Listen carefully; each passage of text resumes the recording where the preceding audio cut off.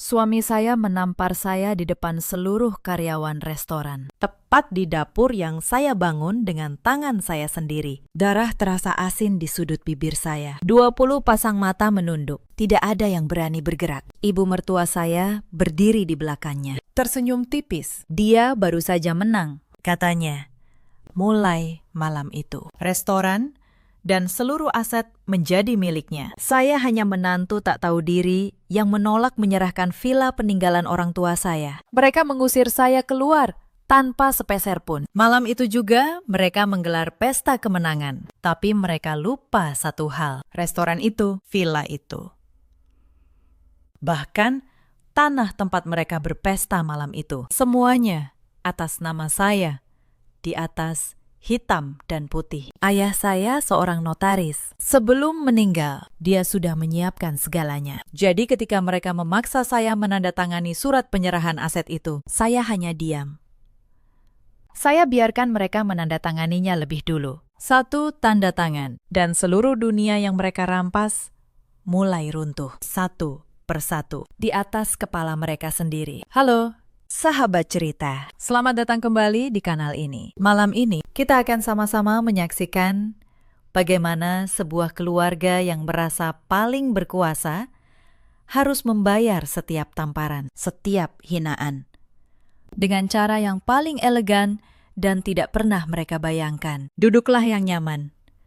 Sebelum kita mulai, tuliskan di kolom komentar dari kota mana sahabat menonton cerita ini, dan jangan lupa tekan tombol like serta subscribe, supaya kanal ini bisa terus menemani malam-malam sahabat dengan kisah yang lebih menyentuh lagi. Nama saya Kayla Pramesti. Usia saya 35 tahun. Sudah 8 tahun saya menjadi istri, sekaligus kepala dapur di sebuah restoran bernama Saum Pramesti di kawasan Kemang, Jakarta Selatan. Orang mengenal restoran itu karena rasa masakannya, tapi hanya sedikit yang tahu setiap takaran bumbu, setiap resep warisan yang membuat pelanggan rela antre sampai ke trotoar. Semuanya ada di kepala saya. Saya bukan sekadar tukang masak, saya adalah jiwa dari dapur itu. Saya bukan perempuan yang mudah dijatuhkan, tapi selama 8 tahun, saya memilih merendahkan suara saya, menahan banyak hal, demi satu kata yang dulu saya percaya, keluarga. Ayah saya, almarhum Pak Broto, adalah seorang notaris di Bogor. Ibu saya guru. Mereka membesarkan saya dengan satu ajaran yang tidak pernah saya lupakan. Harga diri tidak bisa dibeli, dan kebenaran, sepahit apapun, pada akhirnya selalu menemukan jalan keluar. Saya menikah dengan Reza 7 tahun lalu. Reza, anak sulung dari Ibu Sukesi. Waktu itu keluarga Reza baru saja kehilangan warung kecil mereka karena terlilit utang. Saya jatuh cinta pada Reza yang dulu, yang sederhana, yang katanya ingin membangun sesuatu bersama saya dari nol. Dan kami memang membangun dari nol. Tepatnya, saya yang membangun. Modal awal restoran itu berasal dari tabungan saya dan warisan pertama dari ayah saya. Resep-resepnya turun dari nenek saya. Saya yang berdiri di depan kompor 14 jam sehari di tahun-tahun pertama, saat Reza masih sibuk mencari jati diri entah di mana. Dalam 3 tahun, Saum Pramesti berubah dari kedai sempit menjadi restoran dengan 30 karyawan. Dan saat restoran itu mulai menghasilkan, keluarga Reza datang satu persatu. Ibu Sukesi pindah ke rumah kami, katanya. Hanya sementara. 3 tahun kemudian, dia masih di sana. Kini sebagai penguasa yang mengatur segalanya. Adik Reza, Nadia, yang usianya 29 tahun, ikut menumpang. Nadia tidak bekerja. Kerjanya hanya berbelanja, memamerkan tas baru, dan mengeluh bahwa hidupnya kurang mewah. Saya menanggung semuanya. Belanja bulanan mereka, cicilan mobil Nadia, arisan Ibu Sukesi, bahkan tagihan kartu kredit yang bukan atas nama saya. Semua dari kas restoran yang saya kelola. Saya pikir jika saya cukup baik, cukup sabar, cukup memberi, suatu hari mereka akan menerima saya. Ternyata saya keliru. Bagi mereka, kebaikan seorang menantu bukan sesuatu yang harus dihargai. Kebaikan saya di mata mereka hanyalah kelemahan yang bisa terus diperas. Saya masih ingat tahun-tahun pertama pernikahan kami, sebelum semuanya berubah. Waktu itu, Reza belum menjadi orang yang menampar saya. Ia lelaki yang lembut, yang menemani saya belanja ke pasar induk jam 3 pagi, yang memijat kaki saya yang bengkak setelah berdiri belasan jam di depan kompor. Kami tinggal di kontrakan kecil 2 petak. Uangnya pas-pasan, tapi kami bahagia. Saya membuka kedai kecil dengan 6 meja. Saya masak sendiri. Saya layani sendiri. Reza yang mencatat pesanan. Resep rendang nenek saya. Ayam bakar, bumbu rahasia ibu saya. Sambal terasi, yang takarannya hanya saya yang tahu. Pelan-pelan, orang mulai datang. Lalu antre. Lalu kedai 6 meja itu tidak cukup lagi. Ayah saya, yang saat itu masih hidup, datang berkunjung suatu hari. Ia mencicipi masakan saya, tersenyum, lalu memegang tangan saya. "Nak," katanya, "kamu punya sesuatu yang tidak bisa dibeli orang lain. Jaga itu dan jaga dirimu. Ayah tidak akan selalu ada untuk melindungimu." Saya tidak mengerti maksudnya waktu itu. Saya kira ayah hanya bicara seperti orang tua pada umumnya. Baru bertahun-tahun kemudian saya paham. Ayah sedang membaca sesuatu yang tidak saya lihat. Ia melihat cara keluarga Reza memandang saya. Ia melihat masa depan yang belum saya lihat. Beberapa bulan sebelum ayah meninggal karena serangan jantung, ia diam-diam menyelesaikan semua urusan. Ia membeli tanah tempat restoran saya nanti berdiri. Ia mengurus sertifikat villa. Ia menyiapkan surat wasiat. Semuanya atas nama saya. Dan semuanya ia titipkan kepada Pak Gunawan dengan satu pesan: berikan hanya saat Kayla benar-benar membutuhkannya. Ayah saya tidak sempat melihat restoran saya besar, tapi ternyata ia telah melihat jauh lebih banyak daripada yang saya kira. Setahun setelah ayah meninggal, restoran mulai ramai dan seperti gula yang mengundang semut. Keluarga Reza mulai berdatangan. Awalnya Ibu Sukesi hanya berkunjung akhir pekan. Lalu ia mulai menginap. Lalu ia membawa barang-barangnya. Lalu ia tidak pernah pergi. Perubahan pada Reza terjadi perlahan, hampir tidak terasa.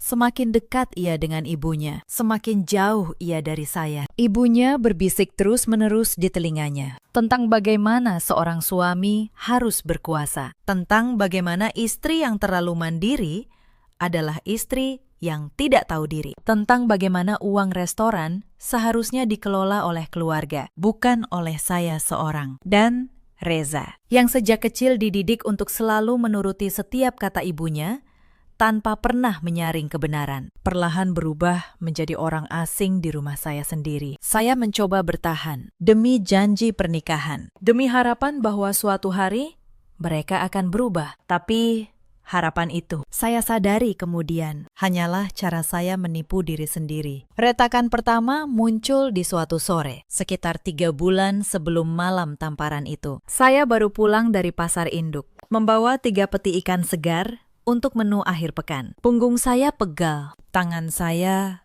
bau amis. Di ruang tamu, Nadia sedang duduk dengan laptop, memilih tiket liburan ke Bali. "Mbak Kayla," katanya tanpa menoleh, "transfer 20 juta ke rekeningku, ya.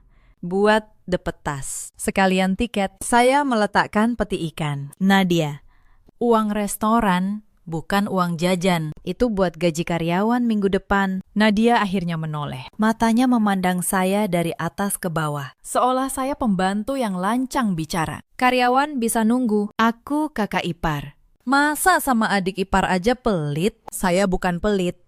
Saya cuma menjaga uang orang lain." Dia mendengus, lalu berteriak ke arah kamar ibunya. "Bu, Mbak Kayla nggak mau bantu aku lagi." Ibu Sukesi keluar dari kamar dengan langkah cepat. Wajahnya sudah merah sebelum tahu duduk perkaranya. Dia berdiri di depan saya, menuding dengan telunjuknya. "Kamu ini menantu macam apa? Adik iparmu minta tolong sedikit saja susah. Uang segitu apa artinya buat restoran yang ramai itu?" Saya menahan napas. "Bu, restoran ramai karena setiap rupiah dijaga. Kalau semua diambil untuk gaya hidup, restoran ini tinggal nama dalam setahun." "Halah, sok pintar," Ibu Sukesi memotong. "Restoran itu ramai karena nama keluarga suamimu. Kamu cuma tukang masak yang beruntung dinikahi anak saya. Kata-kata itu menusuk.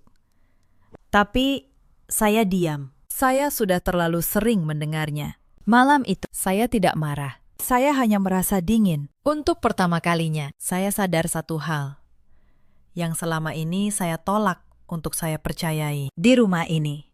Saya tidak pernah dianggap keluarga. Saya hanya dianggap sumber uang yang kebetulan bisa memasak. Dan mereka tidak tahu. Malam itu saya mulai memperhatikan segalanya jauh lebih teliti dari sebelumnya. 2 minggu kemudian, saya menemukan yang pertama. Saya sedang menutup buku kas bulanan di ruang belakang restoran.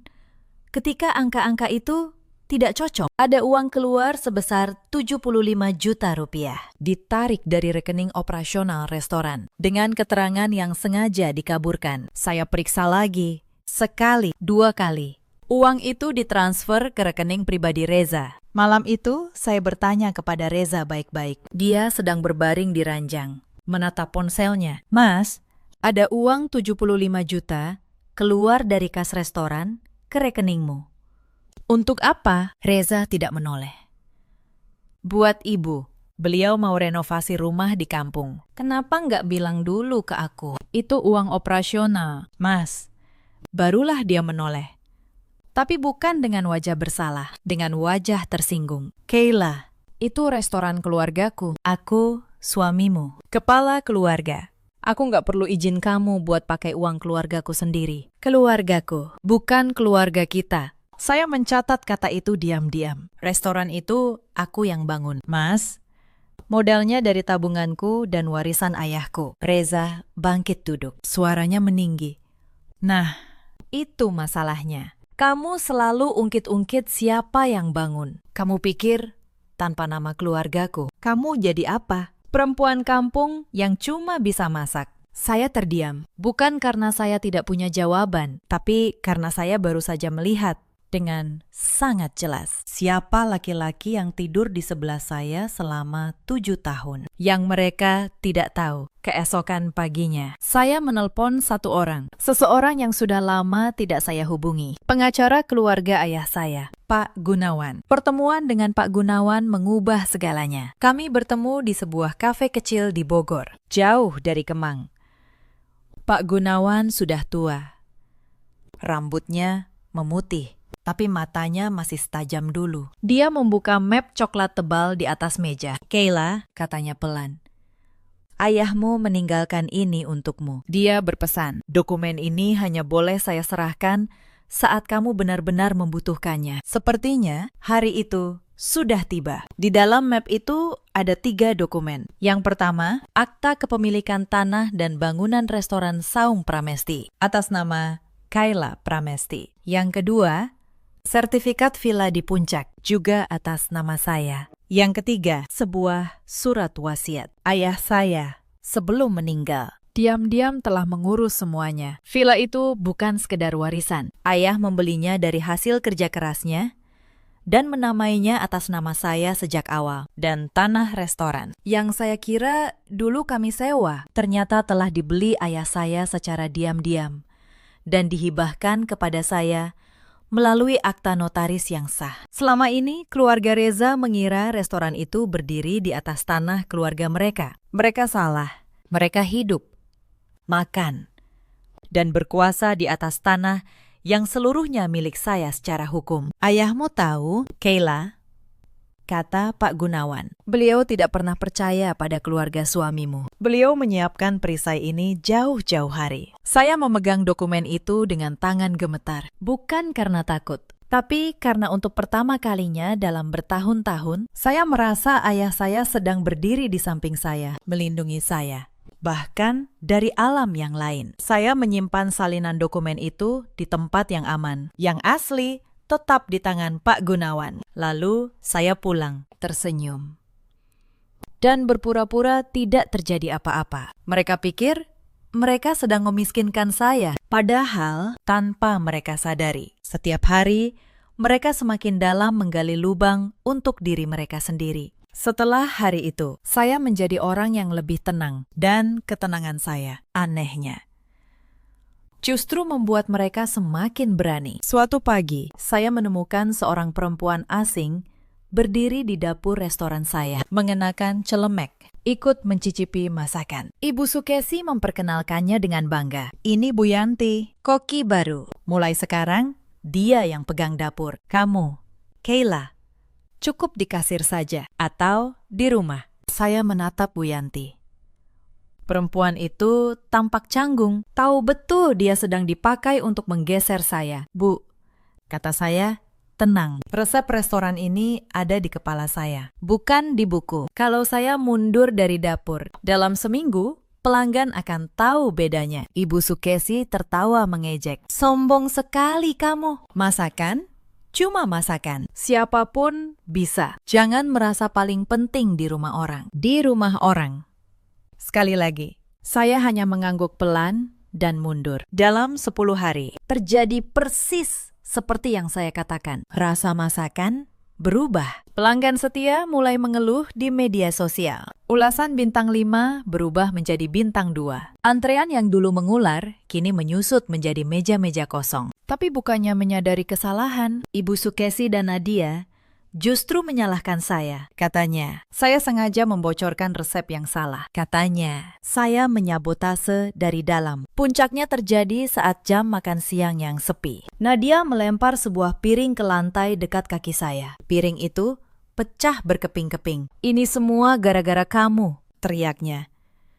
Dasar menantu pembawa sial. Sejak kamu masuk keluarga ini, semuanya jadi kacau. Karyawan-karyawan menunduk. Mbak Rahayu, pelayan paling senior yang sudah ikut saya sejak hari pertama, menggenggam nampan erat-erat. Matanya berkaca-kaca menahan amarah. Tapi tidak ada yang berani bicara. Reza, yang berdiri di sudut ruangan, hanya memainkan ponselnya. Seolah tidak melihat istrinya dihina di depan umum. Suami macam apa yang diam saat istrinya diinjak-injak? Saya menatap punggung Reza yang berpaling, dan saya tahu jawabannya. Bukan suami. Hanya laki-laki yang menumpang pada perempuan yang salah. Saya berlutut, memungut pecahan piring itu satu persatu, tanpa sepatah kata. Bukan karena saya kalah, tapi karena saya tahu sebentar lagi giliran merekalah yang akan berlutut memungut pecahan hidup mereka sendiri. Penghinaan berikutnya datang di rumah, bukan di restoran. Suatu malam, saya pulang larut setelah menutup pembukuan. Saya menemukan barang-barang saya, pakaian saya, foto orang tua saya, sudah dipindahkan keluar dari kamar utama. Dipindahkan ke kamar kecil di belakang, dekat dapur. Kamar yang dulu disiapkan untuk asisten rumah tangga. Ibu Sukesi berdiri di depan kamar utama dengan tangan bersedekap. Mulai sekarang, kamar depan untuk ibu. Kaki ibu sudah tua, tidak kuat naik tangga. Kamu tidur di belakang saja, toh kamu pulang malam terus, biar tidak mengganggu. Saya menatap Reza yang berdiri di sampingnya. Mas, ini kamar kita. Reza mengangkat bahu. Ibu benar, kasihan beliau. Kamu ngalah saja. Ngalah. Selalu saya yang harus mengalah. Di rumah yang saya bayar, setiap batu batanya. Saya tidak berdebat. Saya memindahkan barang-barang saya ke kamar belakang itu dengan tenang. Kamar sempit, pengap, berbau minyak dari dapur di sebelahnya. Malam itu saya berbaring di kasur tipis, memandang langit-langit, dan saya menghitung, bukan menghitung kesedihan. Saya menghitung hari. Saya sadar, saya sudah tidak lagi memiliki suami. Saya hanya memiliki seorang majikan dan induk semangnya, yang kebetulan tinggal di rumah yang saya miliki. Keesokan paginya, Nadia mendapati saya sedang menata ulang lemari kecil di kamar belakang. Ia bersandar di pintu, tertawa. Cocok, Mbak. Kamar itu memang pas buat orang kayak Mbak. Dari kampung. Ya balik ke tempat kampung. Saya berhenti sejenak, lalu saya melanjutkan menata pakaian saya tanpa menoleh. Nadia, kata saya, tenang, kamu tahu apa yang lucu. Orang yang paling ribut soal siapa yang layak tinggal di mana. Biasanya orang yang paling takut kehilangan tempatnya. Nadia mengerutkan kening. Tidak mengerti. Ia mendengus dan pergi. Ia tidak tahu. Kata-kata itu adalah ramalan. Sebentar lagi, dialah yang akan kehilangan setiap tempat yang pernah ia banggakan. Malam-malam berikutnya, dari kamar belakang yang sempit itu, saya justru bekerja lebih tenang. Saya menyalin dokumen. Saya berkomunikasi dengan Pak Gunawan. Saya menyusun langkah demi langkah. Kamar yang mereka maksudkan sebagai penghinaan justru menjadi markas rahasia tempat saya menyiapkan segalanya. Mereka menyingkirkan saya ke belakang, dan mereka tidak tahu. Dari belakanglah saya bisa melihat seluruh permainan mereka dengan jelas. Restoran yang sekarat membuat keuangan keluarga ikut goyah. Dan saat uang menipis, keserakahan mereka justru berpindah sasaran ke villa. Tekanan untuk menjual villa tidak berhenti. Setiap makan malam berubah menjadi sidang, dengan saya sebagai terdakwa tunggal. Suatu malam, Ibu Sukesi kembali mengungkit. Kayla, sudah saya pikir masak-masak. Villa itu harus dijual. Harganya bisa 2 miliar lebih. Cukup untuk melunasi semua utang dan membuka usaha baru untuk Nadia. Bu, sudah saya bilang. Villa itu bukan untuk dijual. Nadia langsung menyahut. Egois banget sih. Mbak, kita lagi susah. Mbak malah pertahankan bangunan kosong yang jarang ditempati. Bangunan kosong itu, Nadia, adalah satu-satunya tempat yang ditinggalkan orang tua saya. Buat kamu mungkin cuma properti. Buat saya, itu makam kenangan mereka. Halah, sentimental. Ejek Nadia. Orang mati, ya sudah mati. Yang hidup, butuh uang. Kalimat itu membuat saya berdiri dari kursi. Untuk pertama kalinya, suara saya meninggi. Cukup, Nadia. Kamu boleh menghina saya, tapi jangan pernah menghina orang tua saya yang sudah tiada. Ibu Sukesi menggebrak meja. Beraninya kamu membentak adik iparmu. Reja, lihat istrimu. Dia sudah tidak menghormati keluarga ini. Reza, seperti biasa, memihak ibunya tanpa berpikir. Kayla minta maaf ke Nadia. Sekarang, saya menatap ketiganya bergantian. 3 orang yang hidup dari keringat saya, kini menuntut saya meminta maaf karena membela orang tua saya sendiri. Saya menarik napas panjang. Saya tidak meminta maaf.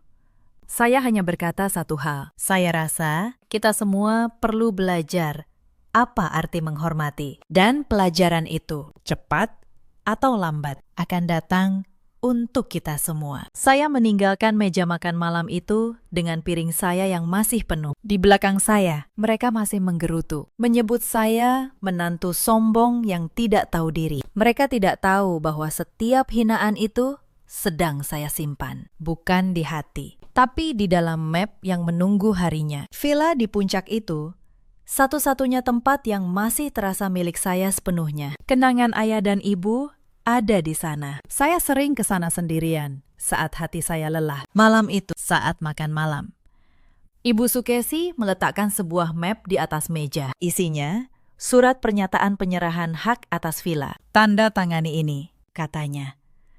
Villa itu akan dijual. Uangnya untuk menutup utang Nadia dan modal usaha baru. Kamu ini bagian dari keluarga, harus ikut menanggung. Saya menatap surat itu. Bu, villa itu peninggalan orang tua saya. Itu satu-satunya kenangan fisik yang saya punya dari mereka. Saya tidak akan menjualnya. Apalagi untuk menutup utang yang dibuat Nadia karena berfoya-foya. Wajah Ibu Sukesi mengeras. Jadi kamu lebih sayang villa daripada keluarga suamimu. Dasar perempuan perhitungan. Kamu pikir kamu siapa? Nadia menimpali dengan air mata palsu. Mbak Kayla nggak pernah nganggap kita keluarga. Bu, dari dulu saya tetap tenang.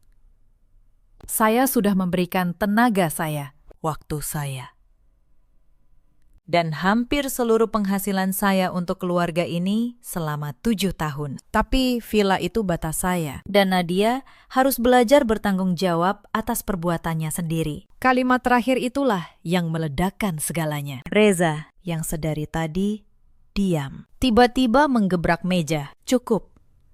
Kayla, kamu selalu merasa paling benar. Kamu selalu menghina keluargaku. Saya tidak menghina siapapun. Mas, saya cuma menolak dirampas. Tapi Reza tidak mendengar.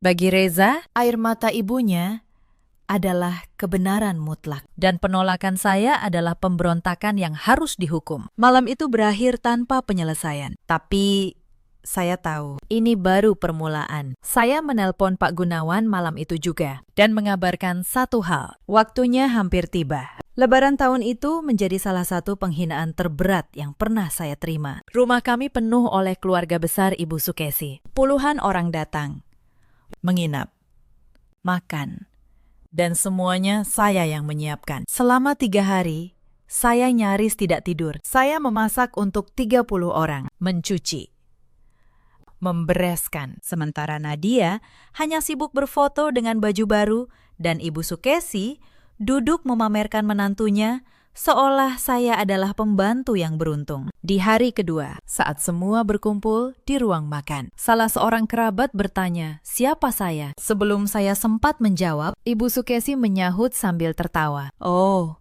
itu istri Reza, anak notaris, kampung dari Bogor. Untung dia bisa masak, jadi ada gunanya di keluarga ini. Meja itu tertawa. Saya berdiri di ambang dapur, memegang nampan berisi opor ayam, dan saya merasa tubuh saya membeku. Anak notaris kampung, ada gunanya. Seolah nilai saya hanya sebatas apa yang bisa saya kerjakan untuk mereka. Seorang bibi menimpali. Menantu memang harus tahu diri. Sudah masuk keluarga terpandang, ya harus mengabdi.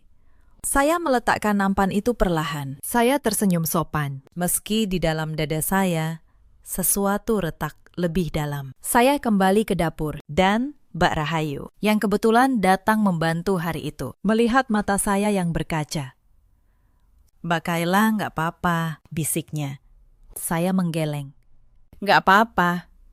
Mbak, cuma kena asap, tapi kami berdua tahu. Itu bukan asap. Malam itu, saat semua tidur, saya duduk sendirian di dapur yang berantakan. Saya memandang tangan saya yang kasar oleh bertahun-tahun bekerja, dan saya membuat keputusan yang tenang. Mulai malam itu, saya akan mencatat segalanya. Setiap rupiah yang mereka ambil, setiap penghinaan, bukan untuk membalas dengan tangan saya, tapi untuk hari ketika kebenaran membutuhkan saksi. Keesokan harinya, saya mulai menyalin diam-diam setiap mutasi rekening restoran. Saya simpan bukti transfer, nota, dan pesan-pesan singkat Reza yang meminta uang untuk ibunya. Saya kumpulkan semuanya dalam satu map. Saya simpan di brankas kecil di villa, tempat yang tidak pernah mereka sentuh. Mereka pikir saya sedang menyerah, padahal saya sedang membangun benteng. Sepekan setelah Lebaran, masalah baru datang. Sebuah panggilan telepon dari sebuah perusahaan pembiayaan. Mereka menanyakan cicilan yang menunggak atas nama saya. Saya terkejut. Saya tidak pernah mengajukan pinjaman apapun. Setelah saya telusuri, ternyata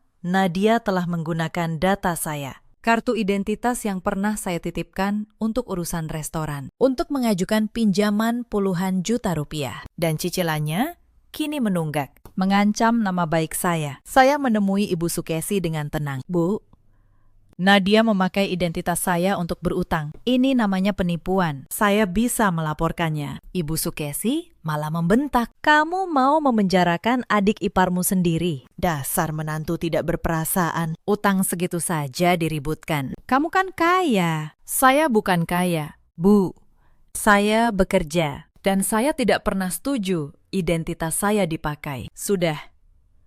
Jangan banyak bicara. Bayar saja. Anggap itu kewajibanmu sebagai bagian keluarga. Saya menatapnya. Saya tidak menjawab. Tapi malam itu, saya menambahkan satu dokumen lagi ke dalam map di villa. Bukti pemalsuan identitas oleh Nadia. Satu peluru lagi. Yang kelak akan berbalik ke arah mereka. Beberapa hari kemudian, saya sengaja datang lebih pagi ke restoran. Saya ingin melihat sendiri seberapa kacau dapur tanpa saya. Bu Yanti, koki bayaran itu, sedang kewalahan. Ia menghampiri saya diam-diam. Wajahnya lelah. Bu Kayla, katanya lirih. Saya minta maaf. Saya nggak tahu situasinya begini. Saya cuma dibayar untuk menggantikan Bu Kayla. Tapi saya nggak bisa. Rasa masakan ini nggak bisa ditiru. Saya mau berhenti. Saya menatap perempuan itu. Ia bukan musuh saya. Ia hanya alat yang dipakai lalu dibuang. Tidak apa-apa. Bu Yanti, ini bukan salah ibu. Simpan saja tenaga ibu untuk tempat yang menghargai. Ia mengangguk. Matanya berkaca. Sebelum pergi, ia berbisik satu hal yang membuat saya terdiam. Bu, kemarin saya dengar Ibu Sukesi dan Nadia bicara. Mereka mau memaksa ibu tanda tangan surat villa minggu ini. Mereka sudah menyiapkan notaris. Hati-hati, Bu. Saya menggenggam tangannya. Terima kasih, Bu Yanti. Ibu baru saja menyelamatkan lebih dari yang ibu kira. Malam itu, saya menelpon Pak Gunawan. Saya ceritakan rencana mereka. Pak Gunawan diam sejenak, lalu berkata pelan, "Kalau mereka memaksamu menandatangani penyerahan aset di depan notaris, biarkan. Jangan kamu tanda tangani, tapi biarkan mereka yang menandatangani lebih dulu. Justru itu yang kita butuhkan, Kayla. Pengakuan hitam di atas putih dari tangan mereka sendiri. Saya mengerti, perangkap yang mereka pikir mereka pasang untuk saya sebenarnya adalah perangkap yang sedang mereka gali untuk diri mereka sendiri." Saya menutup telepon, dan puting pertama kalinya dalam berbulan-bulan, saya tidur nyenyak. Karena saya tahu badai yang selama ini menghantam saya sebentar lagi akan berbalik arah. 3 hari kemudian, mereka menjebak saya. Sore itu, restoran sedang tutup untuk persiapan. Saya sedang di dapur, mengajari 2 koki muda cara menyeimbangkan bumbu rendang. Ketika Ibu Sukesi masuk bersama Nadia dan Reza. Kali ini, mereka membawa map yang sama. Dan seorang lelaki asing berjas, yang katanya notaris. "Kayla," kata Ibu Sukesi dingin, "kami sudah tidak sabar. Tanda tangani surat penyerahan villa dan surat kuasa restoran sekarang juga. Di depan notaris ini, supaya sah." Saya meletakkan spatula. Saya menatap notaris berjas itu, lalu menatap mereka satu persatu. Tidak. Satu kata itu meledakkan Reza. "Kamu berani melawan di depan orang." Dia melangkah cepat, mendesak saya ke sudut meja dapur yang dingin. Napasnya memburu. "Kamu istri pembangkang, menantu tak tahu diri. Sama ibu sendiri kamu perhitungan." "Mas, saya cuma menolak menyerahkan milik orang tua saya." "Milik? Kamu nggak punya apa-apa di sini," bentaknya. Wajahnya merah. "Semua ini milik keluargaku. Kamu cuma numpang." Karyawan-karyawan mulai keluar dari dapur belakang. Berdiri diam ketakutan. Barahayu berdiri di ambang pintu. Tangannya menutup mulut. "Sinta harus belajar bertanggung jawab." "Mas," kata saya pelan, mengoreksi diri. "Maksud saya Nadia, dia yang berutang, bukan saya." Itu kalimat terakhir sebelum tangan Reza melayang. Bunyi tamparan itu menggema di seluruh dapur, mengalahkan desis kompor yang masih menyala. Kepala saya terlempar ke samping, perih menjalar di pipi kiri saya, dan sudut bibir saya terasa asin oleh darah. Hening. Seketika, semua membeku. Saya memegang pipi saya yang memerah. Mata saya berkaca-kaca, bukan karena sakit di pipi, tapi karena hancurnya sesuatu di dalam dada. Melihat laki-laki yang berjanji melindungi saya, justru menjadi orang yang paling menyakiti saya, demi membela ibunya yang salah. Ibu Sukesi tidak menunjukkan penyesalan. Dia tersenyum tipis di balik punggung Reza. Reza menunjuk pintu. "Keluar. Sekarang juga. Kamu tidak pantas ada di rumah dan restoran ini. Mulai detik ini, semua aset ini milik ibuku sepenuhnya." Saya menegakkan tubuh. Saya menyeka darah di sudut bibir saya dengan punggung tangan. Dan untuk pertama kalinya malam itu, saya tersenyum. "Baik," kata saya, "tenang." Saya keluar. "Tapi ingat baik-baik, hari ini, Mas, karena ini hari terakhir kalian menginjak tanah ini sebagai pemilik. Tidak ada yang mengerti maksud saya. Mereka pikir itu gertakan perempuan yang kalah. Mereka menertawakan saya. Saya mengambil tas saya, menatap Mbak Rahayu sekilas, lalu berjalan keluar dari pintu restoran yang saya bangun dengan darah dan keringat saya sendiri. Di belakang saya mendengar mereka mulai bersorak. Malam itu juga, mereka menggelar pesta kemenangan. Mereka menyalakan musik. Mereka memesan makanan dari luar, karena tidak ada lagi yang bisa memasak. Mereka bersulang untuk kemenangan atas si menantu tak tahu diri. Dan di seberang jalan, di dalam mobil, saya menonton pesta itu dari kejauhan. Di sebelah saya, Pak Gunawan duduk tenang, memangku map coklat berisi dokumen asli. Besok pagi, Kayla, tanyanya. Besok pagi, Pakistan, jawab saya. Biarkan mereka menikmati malam terakhir mereka. Keesokan paginya, saya kembali.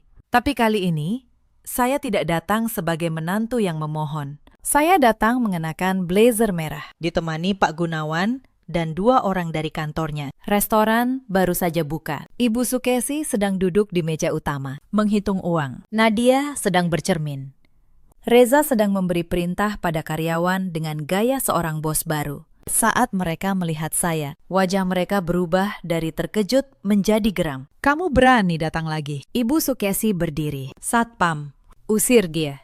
Pak Gunawan melangkah maju, meletakkan map coklat di atas meja dan membukanya perlahan. Selamat pagi, katanya tenang, suaranya berwibawa. Saya Gunawan, kuasa hukum Ibu Kayla Pramesti. Saya di sini untuk menyampaikan sesuatu yang tampaknya belum Ibu dan keluarga ketahui. Dia mengeluarkan dokumen pertama. Ini akta kepemilikan tanah dan bangunan restoran Saung Pramesti atas nama Kayla Pramesti. Sah.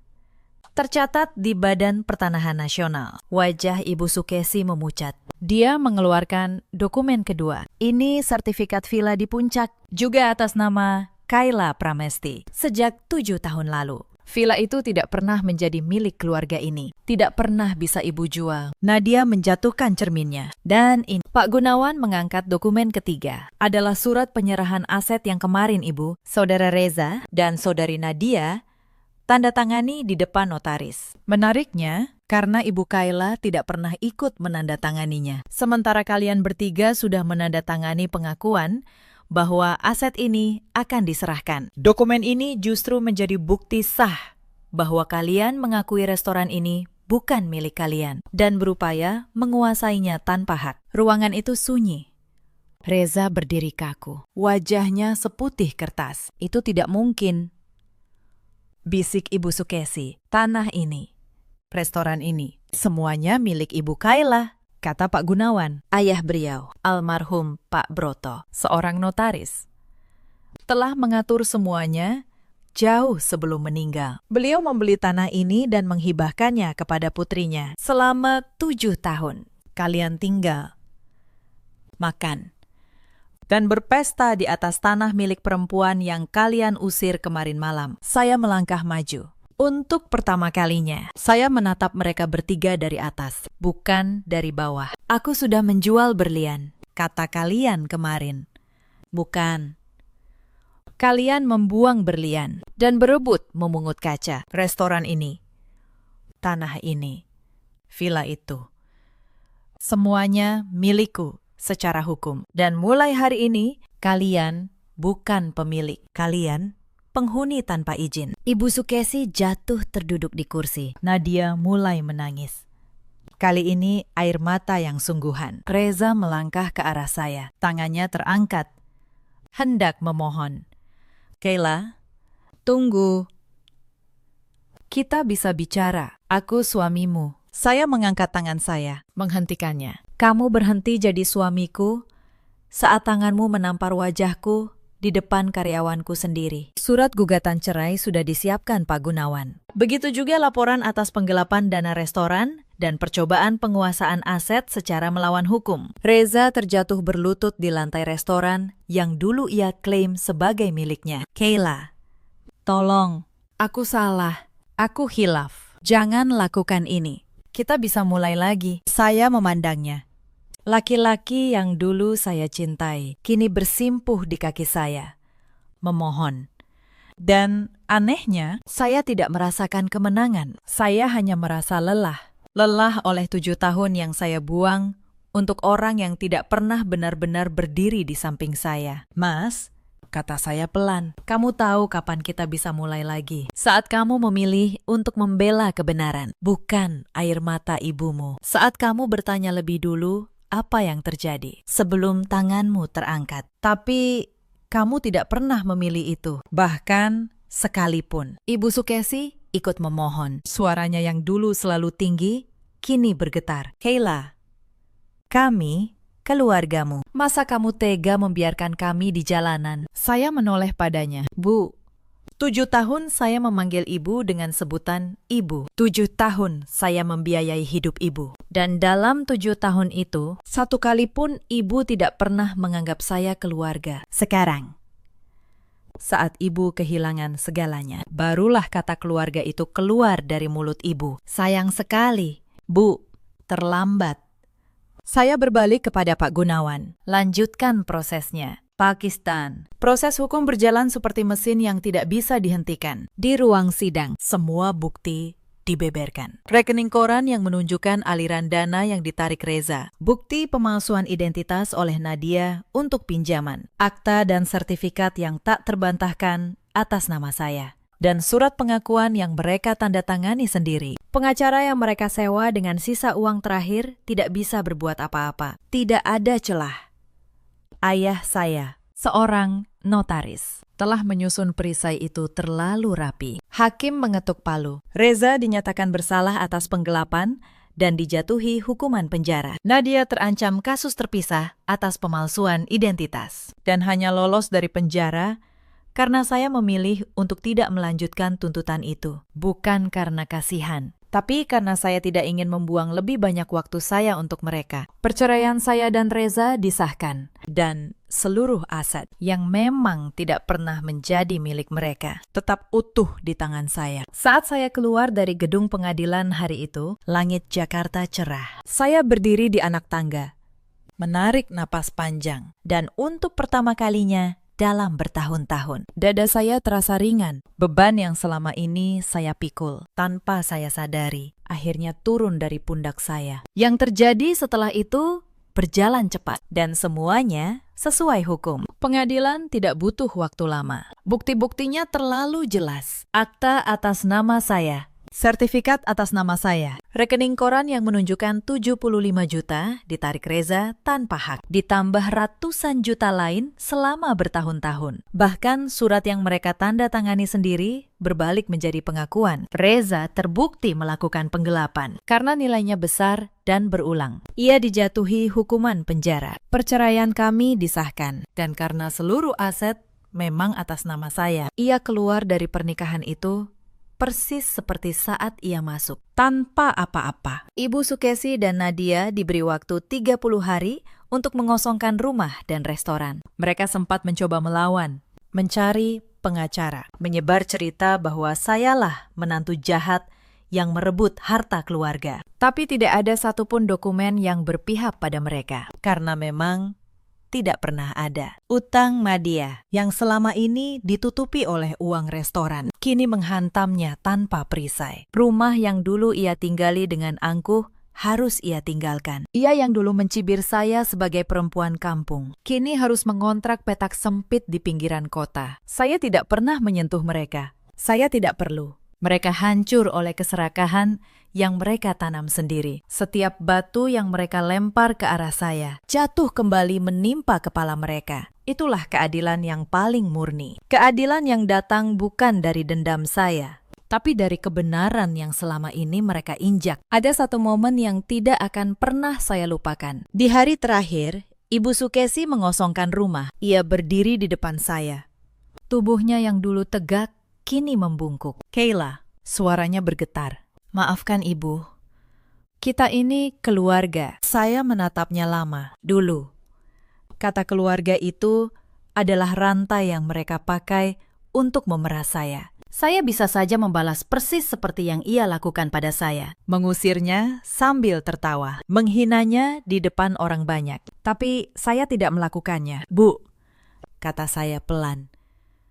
Saya sudah memaafkan ibu. Bukan untuk ibu, tapi untuk saya sendiri, supaya saya bisa melangkah maju. Tapi memaafkan bukan berarti saya harus terus menerima yang salah. Villa dan restoran ini tetap milik saya, dan pintu keluarga ini sudah tertutup. Saya tidak akan menjadi seperti mereka. Itu satu-satunya kemenangan yang benar-benar saya inginkan. Setahun berlalu, Saung Pramesti kembali hidup. Bukan sekadar hidup, tapi bersinar lebih terang dari sebelumnya. Saya renovasi bangunannya dengan sentuhan kayu jati yang hangat. Saya ganti namanya menjadi Dapur Pramesti untuk menghormati ayah dan ibu saya. Antrean pelanggan kembali mengular sampai ke trotoar. Ulasan bintang 5 berdatangan lagi karena jiwa dapur ini sudah kembali ke tempatnya. Mbak Rahayu kini menjadi manajer restoran. 2 koki muda yang dulu saya ajari, kini menjadi tangan kanan saya. Para karyawan yang dulu menunduk ketakutan, kini bekerja dengan kepala tegak di tempat yang menghargai mereka. Bahkan Pak Karto, tukang parkir yang dulu sempat dipecat keluarga Reza, saya panggil kembali. Ia kini sehat, berseragam rapi, tersenyum menyambut setiap tamu. Saya membuka 1 cabang baru 6 bulan lalu. Villa di puncak tetap saya jaga, tidak pernah saya jual. Sesekali saya ke sana sendirian, duduk di teras, memandang gunung, dan berbicara dalam hati kepada ayah saya. Terima kasih, Ayah. Perisai yang ayah siapkan telah menyelamatkan saya. Tentang mereka bertiga, saya mendengar kabarnya sesekali. Reza masih menjalani hukumannya. Nadia bekerja serabutan, terjerat sisa utang yang tak kunjung lunas. Ibu Sukesi, kabarnya jatuh sakit dan tinggal bersama Nadia di kontrakan sempit. Mereka bertiga, yang dulu merasa paling berkuasa, kini terjebak dalam lingkaran saling menyalahkan. Tidak ada lagi kehangatan di antara mereka. Yang tersisa hanya keterpaksaan untuk hidup bersama karena tidak ada pilihan lain. Saya tidak merasa senang mendengarnya, tapi saya juga tidak merasa bersalah karena semua itu adalah panen dari benih yang mereka tanam sendiri. Suatu sore, seorang pria baik hati bernama Farhan, seorang arsitek yang merancang cabang baru saya, mengantar saya pulang. Ia membukakan pintu mobil untuk saya, dan saya tertawa lepas untuk pertama kalinya setelah sekian lama. Tawa yang dulu selalu saya tahan, kini saya berikan hanya kepada orang yang tahu cara menghargainya. Saya tidak terburu-buru, tapi untuk pertama kalinya, saya membuka hati saya untuk kemungkinan bahwa hidup masih bisa menawarkan kehangatan yang tulus. Cerita ini mengajarkan satu hal kepada saya. Harga diri seorang perempuan tidak terletak pada seberapa banyak ia bisa bertahan menerima yang salah, tapi pada keberaniannya untuk berkata cukup dan berhenti diam. Di luar sana, ada banyak perempuan yang seperti saya dulu, yang menjadi tulang punggung, tapi diperlakukan seperti beban, yang memberi segalanya, tapi dianggap tidak memberi apa-apa, yang menahan hinaan demi satu kata bernama keluarga. Kalau kalian sedang merasa seperti itu, saya ingin kalian tahu satu hal. Kesabaran bukan kelemahan. Tapi kesabaran juga bukan alasan untuk terus menerima yang menyakiti kalian. Ada juga banyak suami di luar sana seperti Reza, laki-laki yang memilih diam saat istrinya diinjak, yang menganggap air mata ibunya lebih benar daripada kebenaran itu sendiri. Kepada mereka, waktu selalu punya cara untuk mengajarkan bahwa membuang orang yang tulus adalah penyesalan yang paling mahal. Dan ada pula para ibu mertua yang karena takut kehilangan kuasa atas anaknya, menghancurkan rumah tangga anaknya sendiri. Padahal keluarga sejati tidak dibangun dari siapa yang berkuasa. Keluarga sejati dibangun dari siapa yang saling menghargai. Keadilan datang bukan dari dendam, tapi dari keberanian untuk berhenti menerima yang salah dan membiarkan kebenaran mengerjakan sisanya. Dalam hidup, kita selalu punya pilihan untuk terus menunduk atau untuk berdiri. Saya memilih berdiri, dan saya harap siapapun kalian yang menonton sampai di sini, kalian juga akan memilih hal yang sama. Ceritakan kisah kalian di kolom komentar. Pernahkah kalian bertemu keluarga seperti ini? Bagikan cerita ini kepada seseorang yang mungkin membutuhkannya. Terima kasih sudah menemani saya sampai akhir. Sampai jumpa di kisah berikutnya. Headers, jangan tempel ke engine. Voice, satu suara. Perempuan Indonesia dewasa. Naratif tunggal. Saran engine. Speed equals 1. Zero pitch equals. Zero language equals Indonesian. Jika engine mendukung emotion global. B1 to B3 Kamsedi. B4 tense menanjak. B5 tegas dingin. B6 hangat reflektif. Atur manual body tanpa tag. Paste below this line. Sertifikat rumah ini hanya atas satu nama. Nama saya, Salma Wardani. Tapi saat saya pergi dinas keluar pulau, ibu mertua saya menempelkan pena di atas 6 lembar materai. Lalu ia menandatangani nama saya. Toh dia menantu kita, katanya sambil tertawa. Mereka pikir saya tidak akan pernah tahu. Mereka pikir saya akan diam, pasrah. Menerima saja rumah yang saya bangun batu demi batu itu dijual demi pesta pernikahan adik ipar saya. Tapi yang saya lakukan setelahnya membuat mereka semua menjerit di lantai ruang tamu saya sendiri. Halo, sahabat cerita. Selamat datang kembali di kanal ini. Sebelum kita mulai, tuliskan di kolom komentar. Anda menonton dari kota mana malam ini? Jangan lupa like dan subscribe supaya cerita-cerita seperti ini bisa terus hadir menemani Anda. Kisah ini terinspirasi dari banyak kisah nyata. Namun, nama, tempat, dan kejadian sudah diubah. Mari kita mulai. Nama saya Salma Wardani, 36 tahun. Saya bekerja sebagai auditor senior di sebuah kantor akuntan publik di kawasan Sudirman, Jakarta.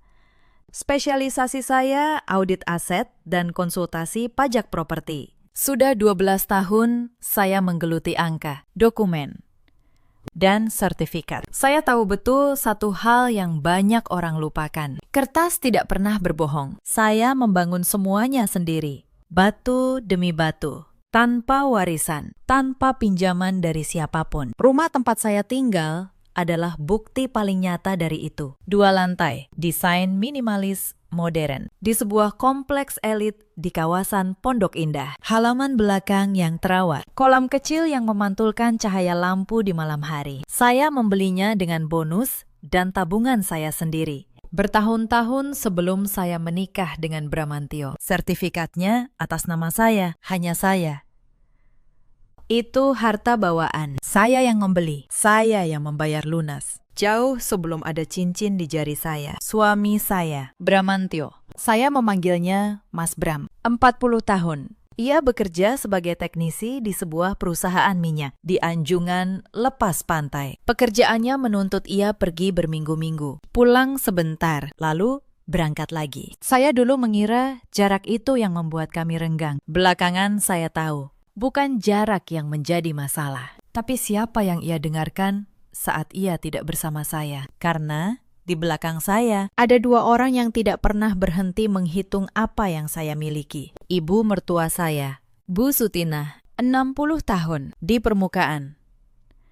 Ia ramah, selalu tersenyum, selalu memanggil saya Nak Salma dengan nada manis. Tapi di balik senyum itu, ada mata yang selalu menghitung. Berapa harga tas saya? Berapa nilai mobil saya? Berapa kira-kira harga rumah ini kalau dijual? Dan adik ipar saya, Wulan, 29 tahun. Sebentar lagi menikah dengan seorang pria dari keluarga yang katanya terpandang. Wulan ingin pernikahan termewah, gaun termahal, gedung paling besar, dan ia merasa semua itu sudah seharusnya ada yang membiayai. Selama bertahun-tahun, saya menutup mata. Saya rutin mengirim uang bulanan untuk ibu. Saya pinjamkan mobil saat mereka minta. Saya diamkan saja saat tas saya berpindah tangan tanpa izin. Saya pikir kalau saya cukup baik, mereka akan menerima saya. Saya salah. Mereka tidak ingin menerima saya. Mereka ingin apa yang saya punya. Semua bermula dari sebuah email. Pagi itu, di meja kerja saya, sebuah surat keputusan masuk. Saya membacanya ulang sampai 5 kali. Jantung saya berdebar. Saya, Salma Wardani, ditunjuk memimpin proyek audit terbesar yang pernah dipegang kantor kami. Sebuah audit aset negara di luar pulau. Proyek yang akan berlangsung hampir 1 tahun. Ini puncak dari kerja keras saya. Pengakuan yang saya tunggu bertahun-tahun. Tapi proyek itu mengharuskan saya pindah ribuan kilometer dari rumah. Tinggal di sana, fokus penuh. Untuk waktu yang lama. Malam itu, saya siapkan makan malam istimewa. Saya tunggu Mas Bram pulang dari masa cutinya. Saat ia melihat meja makan, ia tersenyum lelah. Ada apa ini, sayang? Tanyanya sambil melonggarkan kerah. Saya ceritakan semuanya. Promosi itu, Tanggung jawab baru itu, penempatan di luar pulau. Reaksinya, di luar dugaan. Wajahnya berseri. Ia bangkit. Memeluk saya. Salma, itu luar biasa. Aku tahu, kamu pasti bisa. Aku bangga sekali sama kamu, katanya. Saya lega. Dukungan suami, pikir saya saat itu, adalah hal yang paling penting. Kami duduk kembali. Membahas detail. Berarti kamu harus tinggal di sana, kan? Tanya Mas Bram. Saya mengangguk. Kantor sudah sediakan apartemen dinas, tapi aku harus berangkat secepatnya. Mungkin akhir pekan depan? Mas Bram terdiam. Matanya beralih ke jendela besar ruang makan, ke taman belakang yang terawat, ke kolam yang berkilau. Lalu, bagaimana dengan rumah ini? Tanyanya pelan.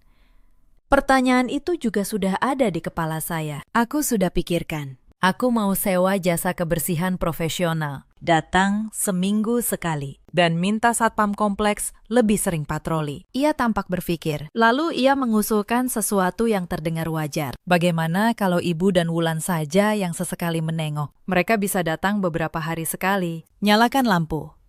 Buka jendela. Biar ada sirkulasi. Hitung-hitung, rumah ini tidak kosong total. Saya ragu. Saya tahu betul sifat Ibu dan Wulan. Tapi Mas Bram melanjutkan, mereka kan keluarga kita.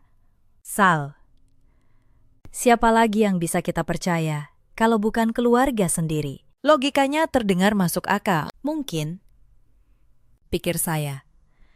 Saya memang terlalu berburuk sangka. Ini hanya soal menjaga rumah supaya tidak kosong. Baiklah, kata saya akhirnya. Tolong kamu bicara baik-baik sama Ibu dan Wulan. Ini kunci cadangannya. Saya serahkan satu set kunci, tapi pastikan mereka mengerti. Ini hanya untuk mengecek, bukan untuk ditinggali. Tenang. Sayang, fokus saja sama kerjaan barumu. Sisanya aku urus, kata Mas Bram.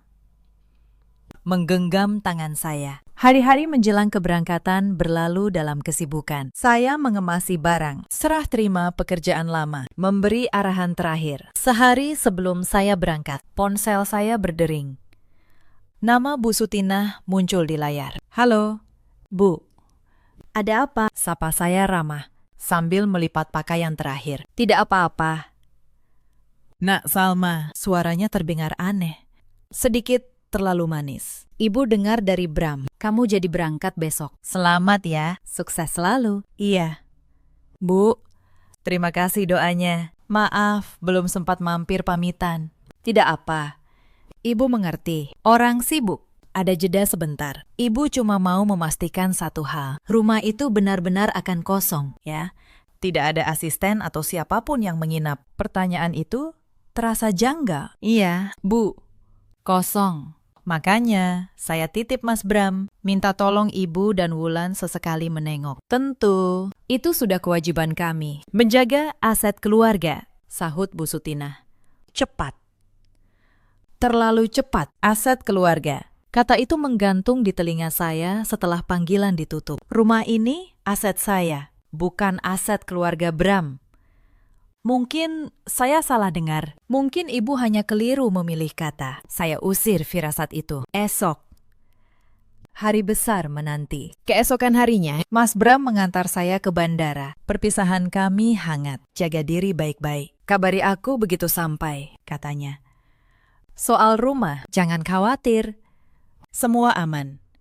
Saya peluk suami saya. Lalu saya melangkah menuju gerbang keberangkatan. Saya menatapnya melambai. Saya bersyukur punya suami yang begitu mendukung. Saya tidak tahu, di balik senyum itu, sebuah rencana sudah dirancang. Saat saya melangkah masuk ke pesawat, saya meninggalkan rumah saya dan seluruh kepercayaan saya pada orang-orang yang seharusnya saya sebut keluarga. Minggu pertama berlalu seperti badai. Kota tempat saya bertugas terasa asing. Apartemen dinas di lantai 20 memang mewah, dengan pemandangan kota yang gemerlap. Tapi itu bukan rumah. Itu hanya tempat singgah yang steril. Tim baru menyambut saya dengan antusias sebagai pemimpin audit termuda di proyek ini. Saya harus segera menunjukkan otoritas. Rapat panjang. Kunjungan lapangan. Tumpukan dokumen dari subuh sampai larut dengan Mas Bram. Saya hanya sempat bertukar pesan singkat. Selamat pagi. Selamat malam. Sudah makan? Lama-lama, bahkan itu pun berkurang. Saya kira ia sibuk di anjungan. Saya tidak curiga apa-apa. Sampai suatu malam, saat saya sedang merebahkan badan yang lelah, jari saya tanpa sengaja membuka media sosial. Dan saya melihat sesuatu yang membuat tubuh saya membeku. Sebuah unggahan dari akun Wulan. Foto ruang tamu saya, kolam saya, halaman belakang saya, dengan keterangan yang ia tulis penuh percaya diri. Sebentar lagi, semua ini jadi milik keluarga kami. Doakan ya, hidup baru segera dimulai. Jantung saya berhenti sesaat. Jadi milik keluarga kami. Apa maksudnya? Saya coba berpikir jernih. Mungkin Wulan hanya berlebihan. Mungkin ia hanya pamer karena sedang menumpang di rumah bagus. Tapi firasat tidak enak itu kembali, lebih besar dari sebelumnya. Malam itu saya tidur dengan gelisah. Tidak tahu bahwa unggahan itu baru permulaan. 2 hari kemudian, ponsel saya berdering lagi. Bu Sutina, lagi. Halo, Nak Salma. Apa kabar di sana? Sibuk ya? Suaranya masih manis. Tapi kali ini, saya mulai mendengar nada lain di baliknya. Alhamdulillah, Bu. Sibuk sekali. Ada apa ya? Begini, Nak. Ibu cuma penasaran, rumah yang kalian tempati itu sebenarnya atas nama siapa, ya? Atas nama Bram, atau atas nama kalian berdua? Pertanyaan itu menghantam saya seperti es. Mengapa ibu menanyakan kepemilikan rumah? Itu atas nama saya. Bu, saya yang beli sebelum saya menikah sama Mas Bram. Hening sebentar di seberang. Lalu? Oh, begitu. Cuma atas nama kamu. Bram tidak ada namanya sama sekali. Tidak. Bu, itu harta bawaan saya. Oh, ya sudah. Ibu cuma tanya saja. Hati-hati di sana. Panggilan ditutup. Terlalu cepat lagi. Saya menatap layar ponsel yang menggelap. Tangan saya dingin. 2 tanda itu. Unggahan Wulan dan pertanyaan ibu mengarah ke satu kesimpulan yang tidak ingin saya percayai. Tapi saya belum punya bukti, maka saya menunggu sambil diam-diam memeriksa. Hal pertama yang saya lakukan keesokan paginya adalah membuka aplikasi kamera keamanan rumah. Saya pasang CCTV di beberapa titik berhubung ke ponsel saya. Saya ingin melihat sendiri apa yang terjadi di rumah saya. Layar menampilkan tulisan yang membuat dada saya sesak. Perangkat tidak terhubung. Kamera mati. Semua kamera mati. Ini bukan gangguan teknis. Seseorang mematikannya dengan sengaja. Seseorang tidak ingin saya melihat apa yang sedang mereka lakukan di dalam rumah saya. Saya menelpon Mas Bram. Tidak diangkat. Pesan saya hanya dibaca. Baru malam, ia membalas. Singkat. Cece, TV-nya ngada. Sayang, nanti aku benerin pas pulang. Kamu fokus kerja aja. Ngadat. Kata itu menyangkut di tenggorokan saya. Saya tahu suami saya berbohong. Dan untuk pertama kalinya, saya merasakan sesuatu yang lebih dingin daripada kecurigaan. Saya merasakan kepastian yang menakutkan. Bahwa orang yang tidur di samping saya selama ini berdiri di pihak yang berlawanan. Tapi saya tidak menangis. Saya auditor. Saat angka tidak cocok, saya tidak panik. Saya menelusuri. Maka saya mulai menelusuri. Saya buka kembali marketplace properti yang biasa saya pantau untuk pekerjaan. Saya ketik kawasan tempat rumah saya berada. Dan di sanalah, di halaman pertama, saya menemukannya. Sebuah iklan, rumah 2 lantai, kolam renang, kawasan elit, Pondok Indah. Foto-fotonya adalah foto rumah saya. Diambil dari sudut yang saya kenal betul. Karena saya yang dulu memotretnya. Harga yang tertera membuat napas saya tertahan. 7 miliar. Dijual cepat. Butuh dana mendesak. Hubungi pemilik langsung. Pemilik langsung.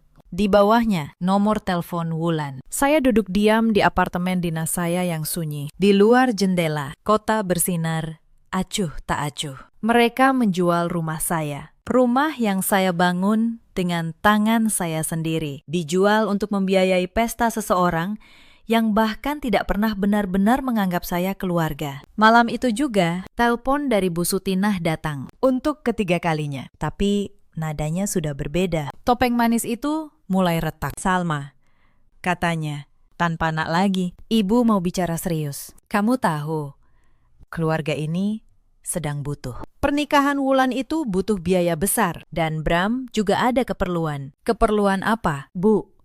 Tanya saya. Menahan suara saya tetap datar. Itu urusan laki-laki. Kamu tidak perlu tahu. Yang penting, kami sudah putuskan. Rumah itu akan dijual. Uangnya untuk pernikahan Wulan dan keperluan keluarga. Kamu kan sudah punya tempat tinggal yang layak di sana. Kamu tidak butuh rumah itu lagi. Saya menggenggam ponsel erat-erat. Bu, rumah itu milik saya. Sertifikatnya atas nama saya. Justru itu. Salma. Suaranya mengeras. Kamu ini menantu. Selama ini kamu hidup enak karena masuk ke keluarga kami. Sekarang giliran kamu balas budi. Anggap saja ini tanda terima kasihmu pada keluarga yang sudah menerima kamu. Jangan jadi menantu yang tidak tahu diri. Balas budi, tidak tahu diri. Kata-kata itu menusuk. Saya yang membiayai mereka selama ini. Saya yang mengirim uang tiap bulan. Dan sekarang saya yang harus berterima kasih dengan menyerahkan rumah saya sendiri. Di titik itu, saya bisa saja meledak. Saya bisa saja berteriak, menyebut mereka serakah, memutus telepon. Tapi sesuatu di dalam diri saya berkata, jangan. Kalau saya melawan sekarang, mereka akan lebih hati-hati. Mereka akan menyembunyikan jejak. Dan saya tidak akan pernah bisa membuktikan apapun. Maka saya menarik napas. Saya melembutkan suara. Bu, saya minta waktu untuk berpikir. Ya, ini keputusan besar. Saya tidak bisa langsung jawab. Berpikir, apalagi? Sudah jelas. Semua butuh. Saya mengerti. Bu, beri saya beberapa hari. Saya sedang banyak pekerjaan. Nanti saya hubungi lagi. Saya menutup telepon. Tangan saya gemetar. Bukan karena takut, tapi karena marah yang saya tahan. Mereka pikir saya sudah menyerah. Mereka pikir diamnya saya adalah kepasrahan. Mereka tidak tahu. Diamnya seorang auditor bukan kepasrahan. Itu adalah saat ia mulai menyusun berkas. Malam itu, saya tidak tidur. Saya buka laptop. Saya mulai menulis daftar. Daftar nama, daftar tanggal, daftar dokumen. Apa yang saya punya, apa yang saya butuhkan. Dan langkah demi langkah, apa yang harus saya ambil. Keesokan harinya, di sela jam makan siang, saya menelepon 2 orang. Yang pertama, Pak Hendra, seorang pengacara senior yang dulu pernah saya bantu dalam sebuah kasus audit. Saya ceritakan semuanya. Iklan penjualan, sertifikat atas nama saya, tekanan dari ibu mertua, Salma. Kata Pak Hendra setelah mendengar, selama sertifikat atas nama kamu saja, dan ini harta bawaan sebelum nikah. Secara hukum, tidak ada satupun dari mereka yang berhak menjual. Tidak ibu mertua, tidak suamimu. Penjualan apapun tanpa tanda tanganmu yang sah adalah tidak sah. Dan kalau ada yang memalsukan tanda tanganmu, itu pidana. Pemalsuan dokumen otentik. Ancamannya berat. Lalu, apa yang harus saya lakukan? Pakistan. Pertanyaannya bukan apa yang harus kamu lakukan, tapi apa yang ingin kamu buktikan. Kalau kamu hanya ingin menghentikan mereka, kamu tinggal kirim surat peringatan. Beres.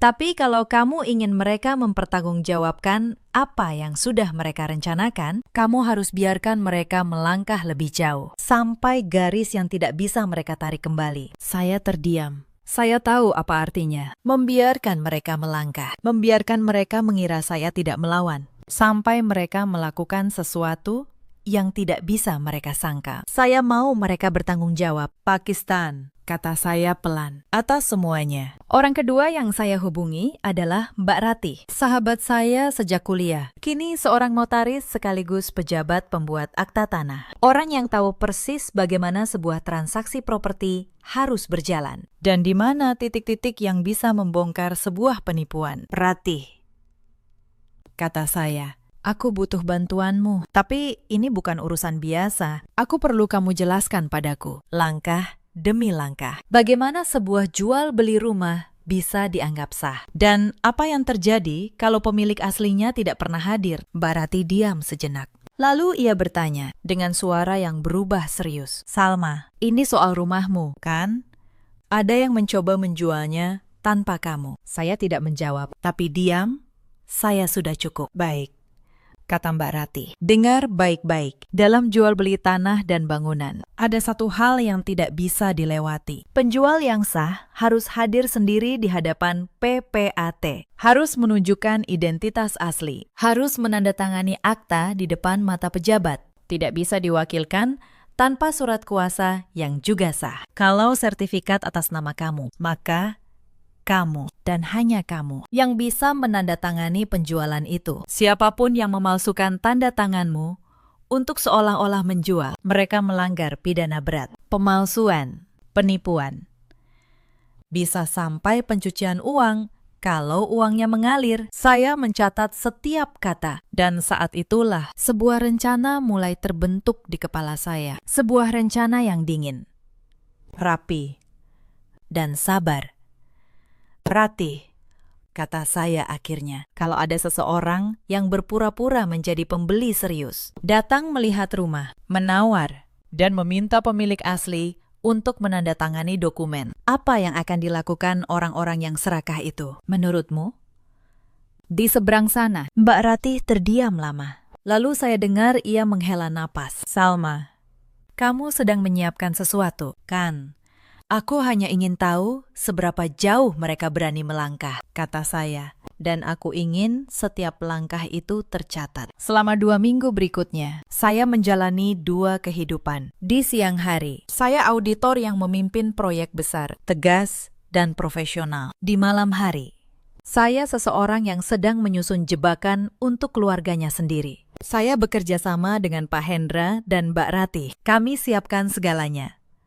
Sebuah tim kecil yang dapat dipercaya. Seorang perempuan parubaya yang berwibawa, namanya Bu Anjani, yang akan berperan sebagai calon pembeli kaya dari luar kota. Seorang pria muda berkacamata, asisten hukum, yang akan membawa dokumen dan yang terpenting, perangkat perekam tersembunyi. Semua sah, semua sesuai prosedur hukum untuk mengumpulkan bukti pelanggaran. Sementara itu, saya tetap memainkan peran saya. Saya menelepon Bu Sutina dengan suara yang sengaja saya buat lelah dan menyerah. Bu, saya sudah pikirkan baik-baik, kata saya.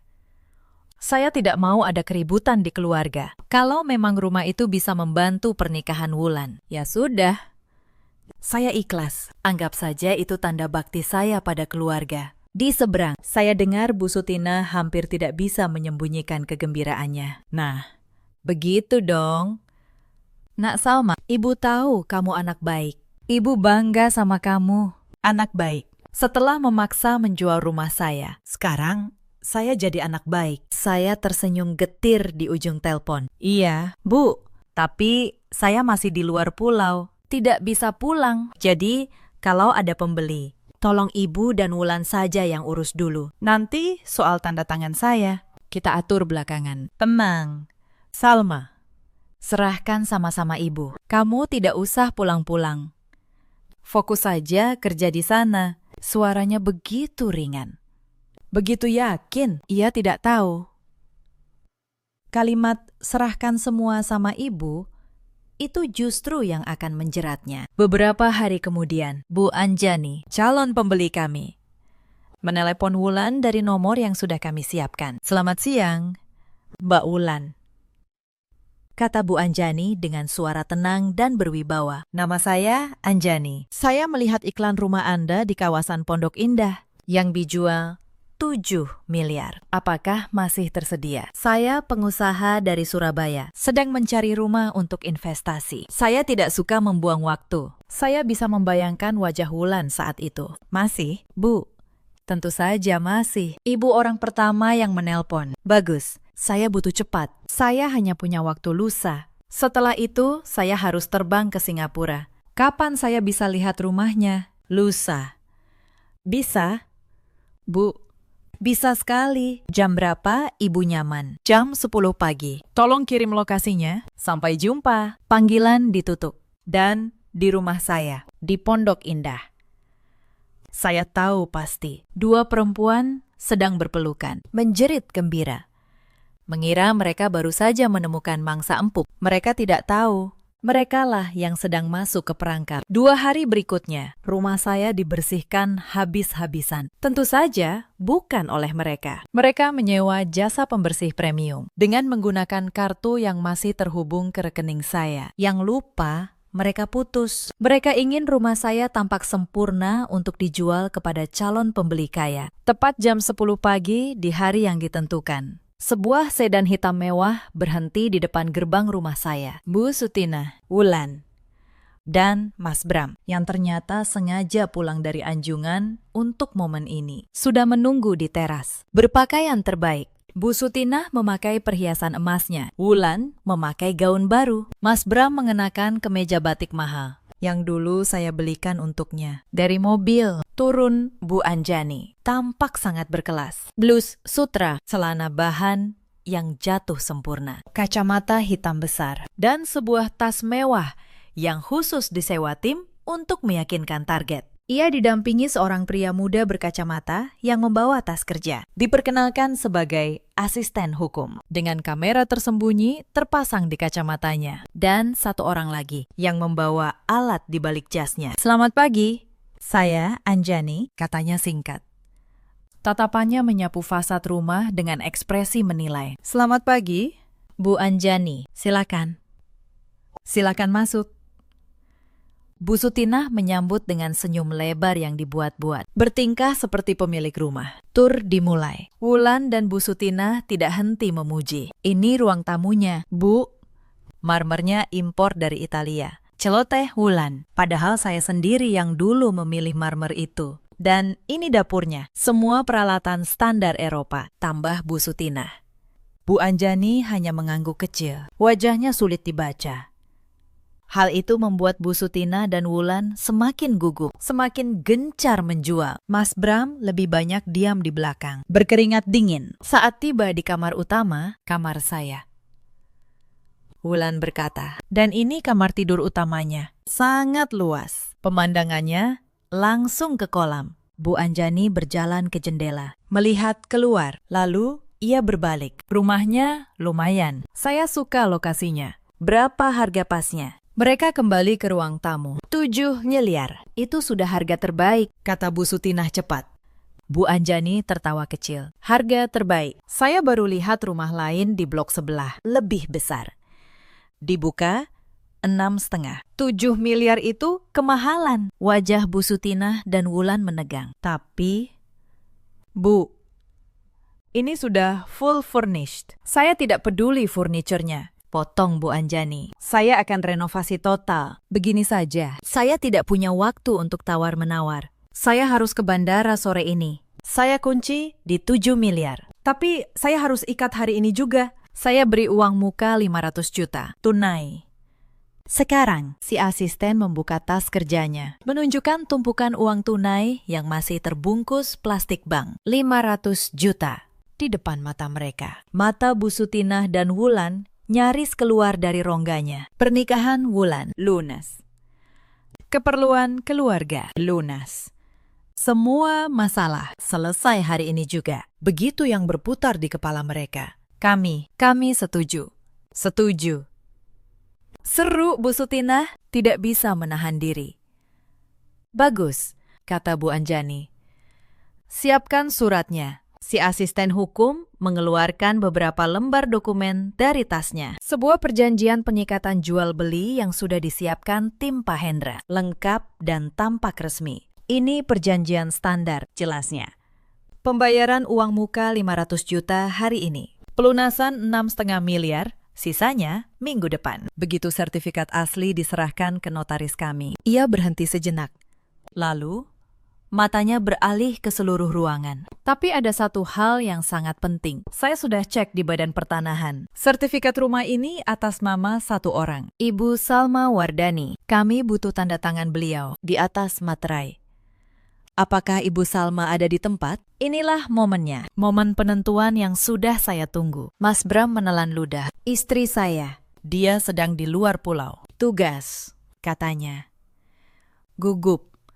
Bu Anjani langsung membereskan tasnya. Asisten mulai memasukkan uang itu kembali ke dalam tas. Kalau begitu tidak bisa. Transaksi harus sah. Pemilik asli harus tanda tangan sendiri. Kalau tidak ada, berarti batal. Maaf sudah buang waktu. Kami cari properti lain saja. Tunggu. Jangan. Bu Sutinah berteriak panik. 500 juta di depan matanya akan menghilang. Itulah saat di mana keserakahan mengambil alih akal sehat. Saya menyaksikan rekamannya berkali-kali setelahnya. Dan tetap saja, saya tidak percaya seseorang bisa sebodoh dan seberani itu. Tunggu. Bu, kata Bu Sutinah. Suaranya berubah memelas. Salma itu menantu saya. Dia sudah setuju kok. Dia hanya sedang sibuk sekali di luar pulau. Begini saja, anak saya Bram bisa tanda tangan sebagai suaminya. Kan harta bersama, si asisten menggeleng. Tidak bisa. Bu, hukumnya tidak begitu. Sertifikat atas nama Ibu Salma. Harus Ibu Salma sendiri yang tanda tangan. Mata Bu Sutinah melirik ke kiri dan ke kanan. Saya tahu apa yang sedang ia hitung. Uang itu. Pernikahan Wulan. Semua impiannya. Lalu ia berkata dengan suara yang membuat saya merinding saat mendengarnya. Gampang. Katanya tiba-tiba. Saya ibunya. Maksud saya ibu mertuanya. Tanda tangan saya mirip sekali dengan Salma. Biar saya saja yang tanda tangan. Toh dia sudah setuju. Ini cuma formalitas. Si asisten dan Bu Anjani saling berpandangan. Berpura-pura ragu. Akting terbaik mereka. Itu pemalsuan. Bu, risikonya besar di pihak ibu, kata si asisten pelan. Seolah memperingatkan. Tidak apa-apa, saya yang tanggung jawab. Anggap saja saya mewakili menantu saya. Mana pulpennya, kata Bu Sutinah. Tidak sabar. Si asisten meletakkan dokumen di meja. 6 lembar, lengkap dengan 6 buah materai. Di depan mata Mas Bram yang terbelalak ngeri. Dan Wulan yang menahan napas penuh harap. Bu Sutinah mengambil pulpen. Dengan tangan yang sangat mantap. Mantap, karena keserakahan. Ia membubuhkan tanda tangan palsu. Nama saya, Salma Wardani. Di 6 lembar dokumen. Satu persatu, penuh keyakinan. Setiap goresan pena itu terekam jelas. Oleh kamera tersembunyi di kacamata si asisten. Oleh perangkat di balik jas si pria ketiga. Setiap detik, setiap sudut terekam. Selesai, kata Bu Sutinah, bangga. Menyodorkan dokumen itu, si asisten mengangguk. Ia mendorong koper berisi uang tunai ke tengah meja. Silahkan dihitung, 500 juta rupiah.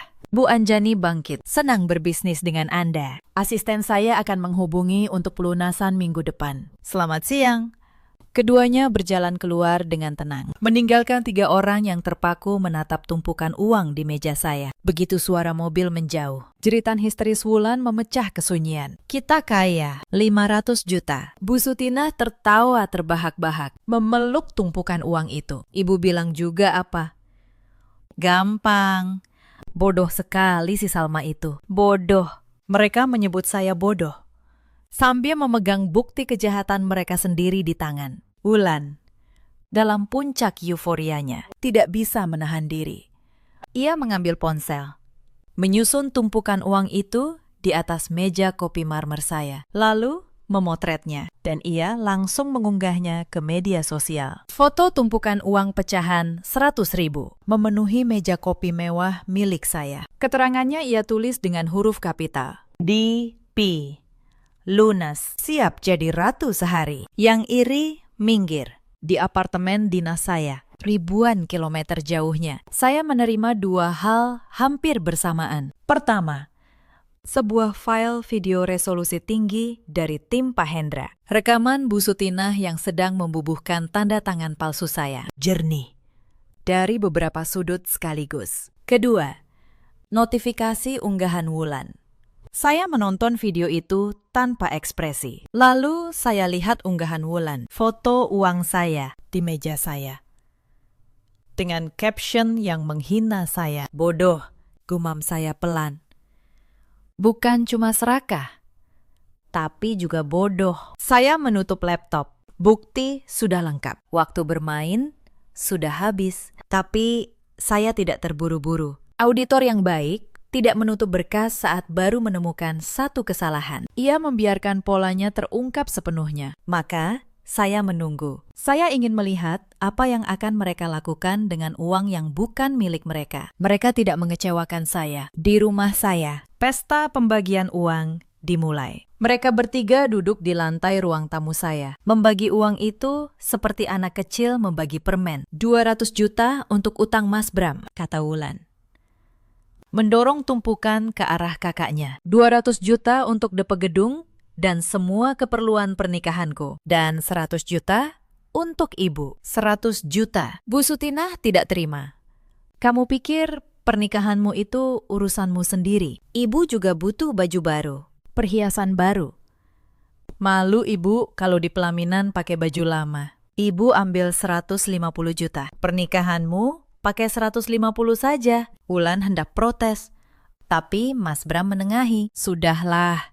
Minggu depan, kita dapat 6,5 miliar lagi. Kalian bisa beli apa saja nanti. Sekarang, ambil bagian kalian dan segera selesaikan keperluan masing-masing. 6,5 miliar lagi. Mereka begitu yakin. Mereka tidak tahu.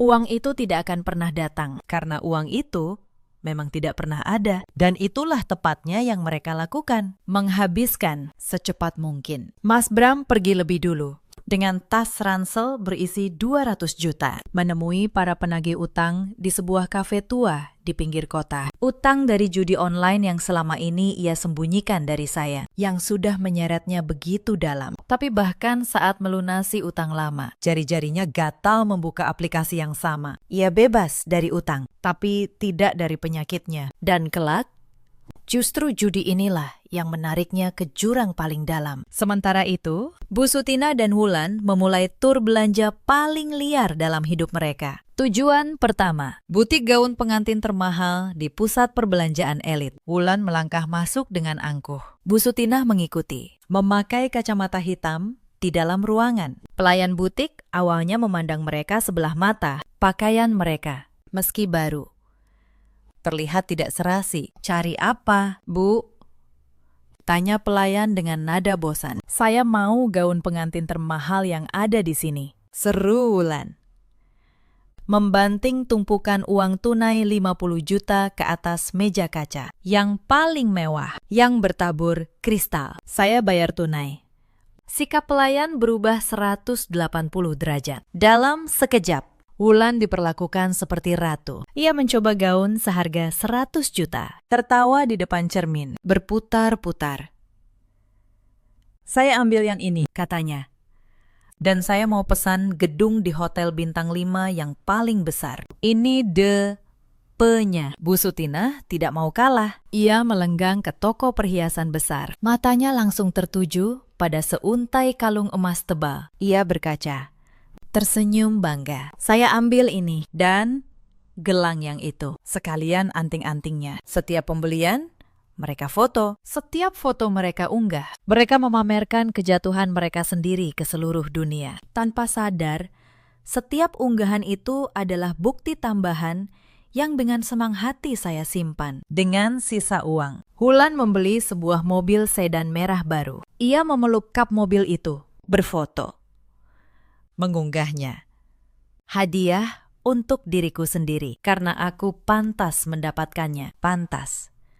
Mereka semua merasa pantas atas uang yang mereka peroleh dengan memalsukan tanda tangan saya. Dalam 2 hari, 500 juta itu nyaris ludes. Berubah menjadi gaun, perhiasan, mobil, dan utang judi yang dibayar. Di apartemen saya mengumpulkan semuanya. Video pemalsuan, tangkapan layar unggahan, bukti aliran uang. Saya susun rapi seperti laporan audit. Bersih, runtut. Tidak terbantahkan. Lalu, saya menelpon Pak Hendra. Pakistan, semuanya sudah lengkap. Saya mau pulang. Kamu yakin? Salma. Begitu kamu melangkah, tidak ada jalan kembali. Mereka tetap keluarga. Suamimu, saya menatap keluar jendela, ke kota yang gemerlap.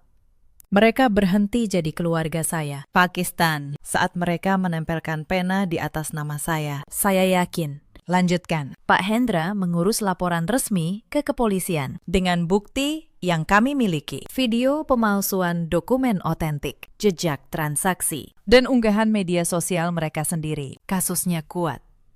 Sangat kuat. Polisi setuju untuk turun.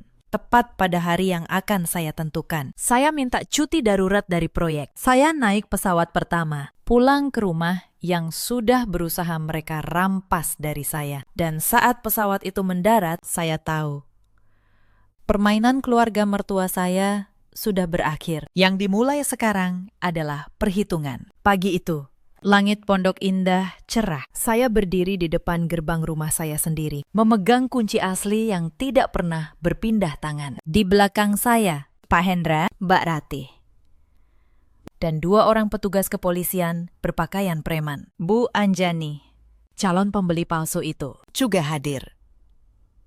Kali ini sebagai saksi. Dari dalam terdengar suara tawa, suara Bu Sutinah dan Wulan masih merayakan kemenangan yang mereka kira sudah di tangan. Mereka tidak tahu hari penghakiman sudah berdiri di depan pintu. Saya membuka pintu dengan kunci saya sendiri. Tawa itu berhenti seketika. Bu Sutinah, Wulan, dan Mas Bram yang sedang duduk di ruang tamu saya, dikelilingi belanjaan baru mereka, menoleh dengan wajah pucat pasi. Salma, Bu Sutinah tergagap. Kamu kok pulang? Katanya tidak bisa pulang. Saya pemilik rumah ini. Bu, kata saya, tenang, melangkah masuk.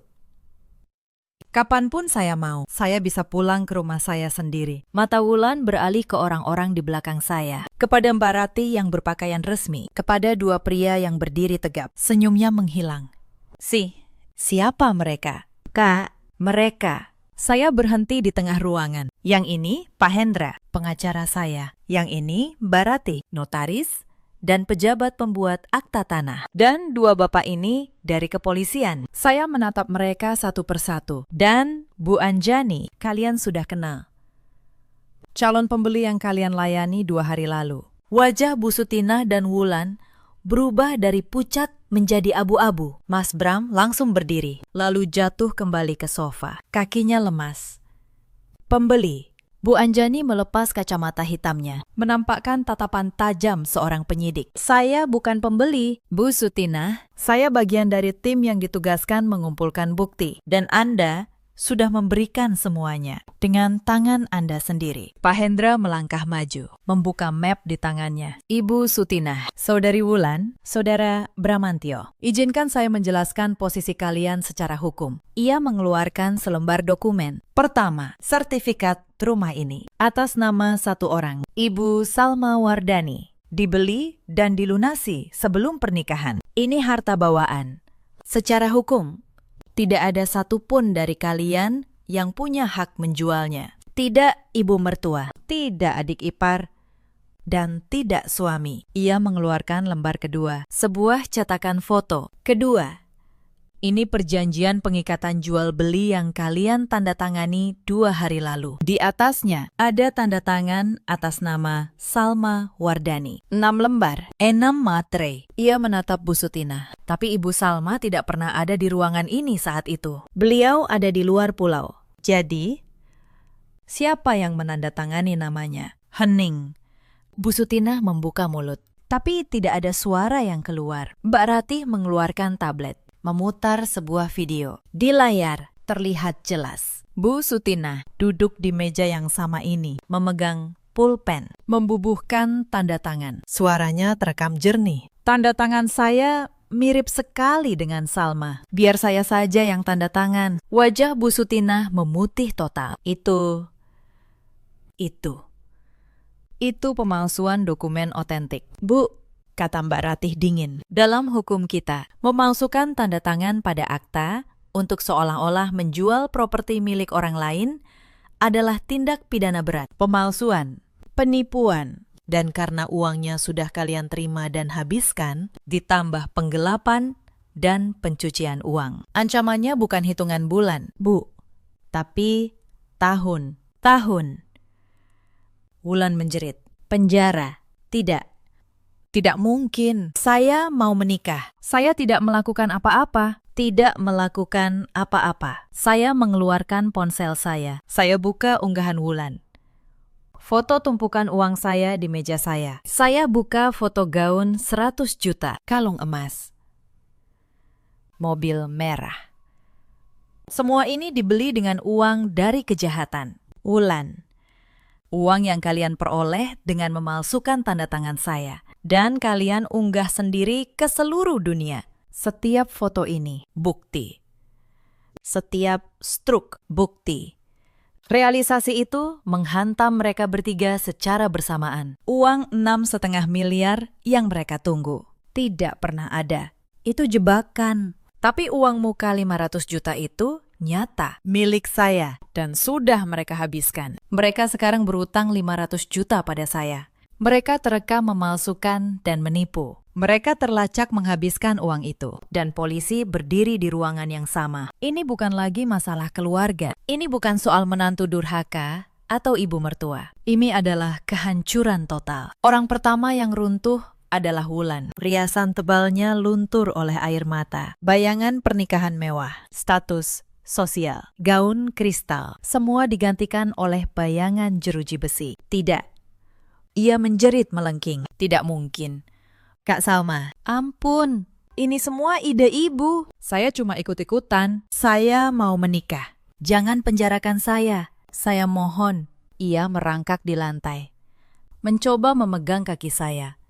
Saya menarik kaki saya. Saya menatapnya tanpa belas kasihan. Bukan karena saya kejam, tapi karena saya ingat. Saya ingat caption itu. Yang iri, minggir. Saya ingat ia menyebut saya bodoh. Bu Sutina melihat anaknya histeris. Tidak memohon. Ia menyerang. Ia melompat dari sofa. Bukan untuk berlutut, tapi untuk meraih saya. Kamu, dasar perempuan jahat. Beraninya kamu menjebak kami. Dua petugas bergerak cepat, menahan lengannya. Tenang, Bu. Jangan membuat keributan. Lepaskan. Ini rumah anakku. Lepaskan aku. Bu Sutinah meronta. Tenaganya seperti banteng terluka. Rumah anak ibu. Saya menatapnya. Sejak kapan rumah ini jadi milik anak ibu? Anak ibu tidak pernah membayar 1 rupiah pun untuk rumah ini. Saya yang membangunnya. Sendirian. Saat anak ibu sibuk berjudi dan berutang. Kata judi membuat Mas Bram tersentak. Akhirnya ia angkat bicara. Ia berlutut di depan saya. Wajahnya yang biasanya angkuh, kini penuh air mata penyesalan yang menjijikan. Salma, sayang, aku mohon, ini semua salah paham. Ini ide ibu. Aku terpaksa. Aku punya utang. Aku tidak bermaksud mengkhianatimu. Sumpah. Tolong, jangan lakukan ini. Mereka, ibu dan adikku, kasihani mereka. Kasihani aku, saya, yang sedari tadi hanya menyaksikan. Akhirnya menatap mata suami saya. Tatapan saya begitu dingin hingga ia berhenti bicara. Ide ibu, bisik saya. Ide ibu yang menyuruhmu mematikan CCTV rumahku. Mas Bram tersentak. Ide ibu juga yang menyuruhmu mengirim pesan padaku. Saya mengeluarkan ponsel saya. Saya buka pesan dari Mas Bram. Saya bacakan keras-keras. Biarkan saja rumah itu dijual. Lagian kamu sudah punya tempat tinggal yang layak. Jangan egois. Saya menatap suami saya yang berlutut. Kamu suamiku, Bram. Kamu yang seharusnya melindungiku. Tapi kamu yang memegang pisau bersama mereka. Dari mereka semua, kamulah pengkhianat terbesarnya. Saya berpaling ke petugas senior. Silakan dilanjutkan. Petugas itu mengangguk. Ia melangkah maju. Ibu Sutinah dan Saudari Wulan, Anda kami amankan. Atas laporan resmi dari Ibu Salma Wardani, dengan barang bukti yang cukup atas dugaan tindak pidana pemalsuan dokumen, penipuan terencana, dan penggelapan. Silahkan ikut kami. Petugas satunya mengeluarkan 2 pasang borgol. Melihat logam berkilat itu, pertahanan terakhir Bu Sutinah dan Wulan hancur. Jeritan histeris yang sesungguhnya meledak. Borgol. Tidak. Jangan borgol saya, Wulan menjerit. Meronta di lantai. Saya bukan kriminal, Ibu. Tolong saya, Mas Bram. Lepaskan anak saya. Raung, Bu Sutinah. Salma, kamu akan menyesal. Kamu akan sengsara seumur hidup. Dasar menantu tidak tahu balas budi. Balas budi. Itu kata terakhir yang ia teriakan pada saya. Kata yang sama yang ia gunakan untuk merampas rumah saya. Klik. Suara Borgo mengunci pergelangan tangan Wulan. Klik kedua, di tangan Bu Sutinah. Dua perempuan yang seminggu lalu berfoya-foya dengan uang curian, kini diborgol di ruang tamu mewah milik orang yang mereka coba hancurkan. Petugas lalu beralih ke Mas Bram. Saudara Bramantio, Anda kami amankan atas keterlibatan dalam konspirasi ini. Dan tim kami juga akan memeriksa Anda terkait laporan aktivitas judi ilegal dan utang piutang yang melibatkan sindikat. Rasa takut di wajah Mas Bram berubah menjadi teror murni. Judinya terbongkar. Semuanya terbongkar. Saya memandangi mereka bertiga. Wulan yang menangis tanpa suara. Bu Sutinah yang mengumpat dan mengutuk. Dan Mas Bram yang menatap lantai dengan tatapan kosong. Hancur total. Saya tidak merasakan apa-apa. Tidak kasihan. Tidak sedih. Hanya lega. Lega bahwa akhirnya kebenaran menemukan jalannya saat mereka digiring keluar dari rumah saya, melewati pintu depan. Saya tidak menoleh. Saya tidak ingin melihat mereka lagi. Saya menatap Pak Hendra. Urus sisanya. Pastikan rumah ini bersih. Saya tidak mau ada satupun barang mereka tersisa di sini. Rumah mewah itu terasa sunyi setelah pintu ditutup. Suara jeritan Bu Sutinah masih terngiang di udara. Perlahan memudar seiring menjauhnya sirine mobil polisi. Saya berdiri mematung di tengah ruang tamu saya sendiri. Lelah. Lelah yang menusuk sampai ke tulang. Bagaimana selanjutnya? Pakistan, tanya saya pada Pak Hendra. Suara saya serak. Pak Hendra menutup mapnya. Selanjutnya, kita biarkan hukum berjalan. Dengan bukti yang kita punya. Video pemalsuan. Jejak digital. Saksi dari tim. Posisi mereka sangat lemah. Mereka tidak bisa mengelak. Dan soal uang, ibu yang 500 juta. Saya akan ajukan gugatan perdata untuk pengembalian kerugian. Kita akan sita semua aset yang mereka beli dengan uang itu. Gaun, perhiasan, mobil. Mereka tidak punya apa-apa lagi, kata saya. Pak Hendra tersenyum tipis. Mereka punya gaun 100 juta. Perhiasan puluhan juta, mobil sedan baru. Semua dibeli dengan uang Anda. Polisi akan menyita semuanya sebagai barang bukti. Nilainya mungkin tidak menutupi 500 juta. Tapi itu awal. Sisanya kita kejar. Aset apapun yang mereka punya, sekecil apapun, kita ambil. Keadilan bukan hanya soal penjara, Bu Salma, tapi juga keadilan finansial. Saya mengangguk.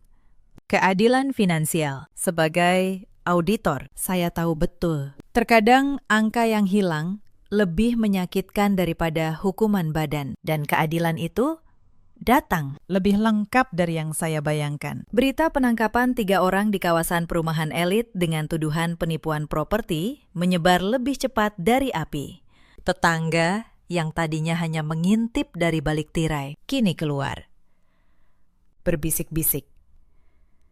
Mereka menyaksikan Wulan yang histeris dan Bu Sutinah yang mengumpat diseret ke mobil polisi. Reputasi keluarga itu hancur dalam satu pagi. Disaksikan banyak mata. Bagi Wulan, ini adalah kiamat. Berita penangkapannya sampai ke telinga keluarga calon suaminya, bahkan sebelum malam tiba. Calon suaminya berasal dari keluarga yang sangat menjaga nama baik. Keesokan paginya, saat Wulan masih meringkuk di sel tahanan yang dingin, sebuah pengumuman resmi dirilis keluarga calon suaminya. Pembatalan pernikahan, singkat, dingin, dan brutal. Wulan tidak hanya kehilangan pernikahannya, ia kehilangan kehormatannya. Gaun pengantin 100 juta itu disita polisi. Bahkan sebelum sempat ia kenakan, impiannya menjadi ratu sehari berubah menjadi mimpi buruk sebagai penipu yang dipermalukan. Bagi Bu Sutinah, kejatuhannya lebih senyap, namun sama dalamnya. Teman-teman arisannya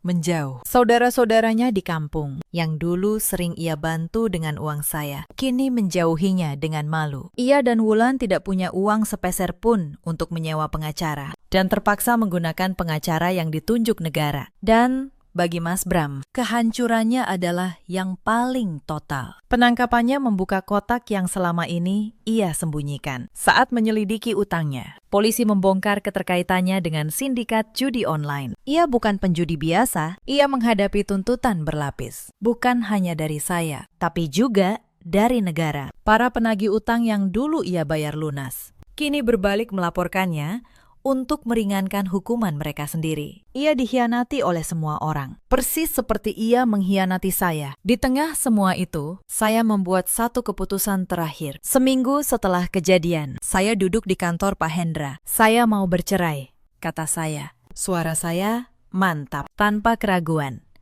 Pak Hendra mengangguk. Itu keputusan yang bijak, Bu. Saya mau prosesnya secepat mungkin. Saya tidak mau mediasi. Saya tidak mau bertemu dengannya lagi. Saya menatap lurus. Dan saya tidak mau dia mendapatkan sepeser pun dari harta saya. Harta bersama hanya dihitung sejak tanggal pernikahan. Dan saya bisa buktikan semua aset besar saya adalah harta bawaan. Saya mau dia keluar dari hidup saya tanpa membawa apa-apa. Akan saya urus, kata Pak Hendra. Kita ajukan gugatan cerai dengan alasan pengkhianatan dan tindak pidana yang merugikan pasangan. Hakim akan mengabulkannya dengan mudah. Malam itu, saya kembali ke rumah saya. Saya menyewa jasa pembersih profesional. Bukan untuk membersihkan debu, tapi untuk membersihkan jejak. Saya minta mereka membuang semua barang yang pernah disentuh Bu Sutinah dan Wulan. Spray di kamar tamu, piring yang mereka pakai, bahkan sabun di kamar mandi. Saya ingin rumah itu kembali menjadi milik saya sepenuhnya. Namun saat saya berdiri sendirian di ruang tamu yang kini bersih dan senyap, saya merasa hampa. Rumah itu indah,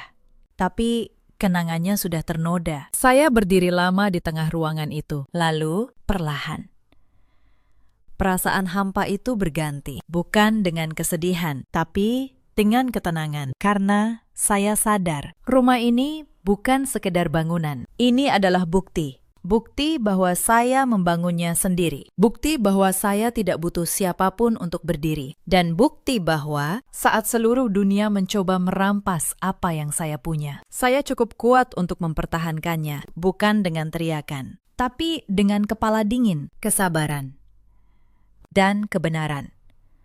Saya membuka jendela besar ruang tamu. Udara malam masuk.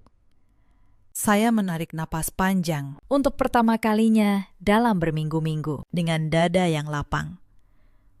Cerita ini mengajarkan satu hal. Kebaikan kita bukan kelemahan dan kesabaran kita bukan izin untuk diinjak. Jangan pernah menyerahkan apa yang sudah kau bangun dengan tanganmu sendiri hanya karena orang lain merasa berhak atasnya. Dan jangan pernah mengira diam seseorang berarti ia menyerah. Di luar sana, ada banyak perempuan seperti saya dulu, yang diam, yang mengalah, yang terus memberi, demi diterima oleh keluarga yang tidak pernah benar-benar menerimanya. Kepada kalian, saya ingin berkata, kebaikanmu berharga, tapi jagalah hak-hakmu, karena tidak ada balas budi yang menuntutmu kehilangan dirimu sendiri. Di luar sana juga, ada banyak suami seperti Bram yang memilih diam saat seharusnya melindungi, yang berdiri di sisi yang salah, lalu menyebutnya keterpaksaan. Ingatlah, pengkhianatan yang paling menyakitkan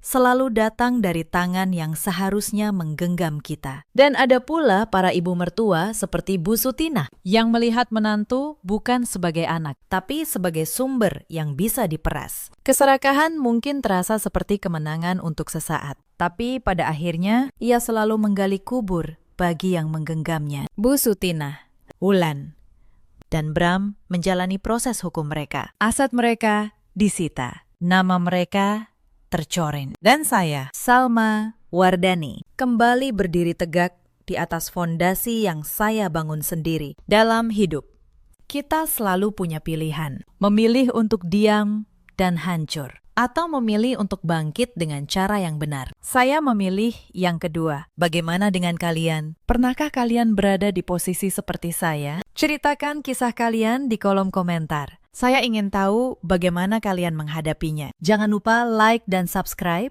agar cerita-cerita seperti ini bisa terus hadir. Terima kasih sudah menemani sampai akhir. Sampai jumpa di kisah berikutnya.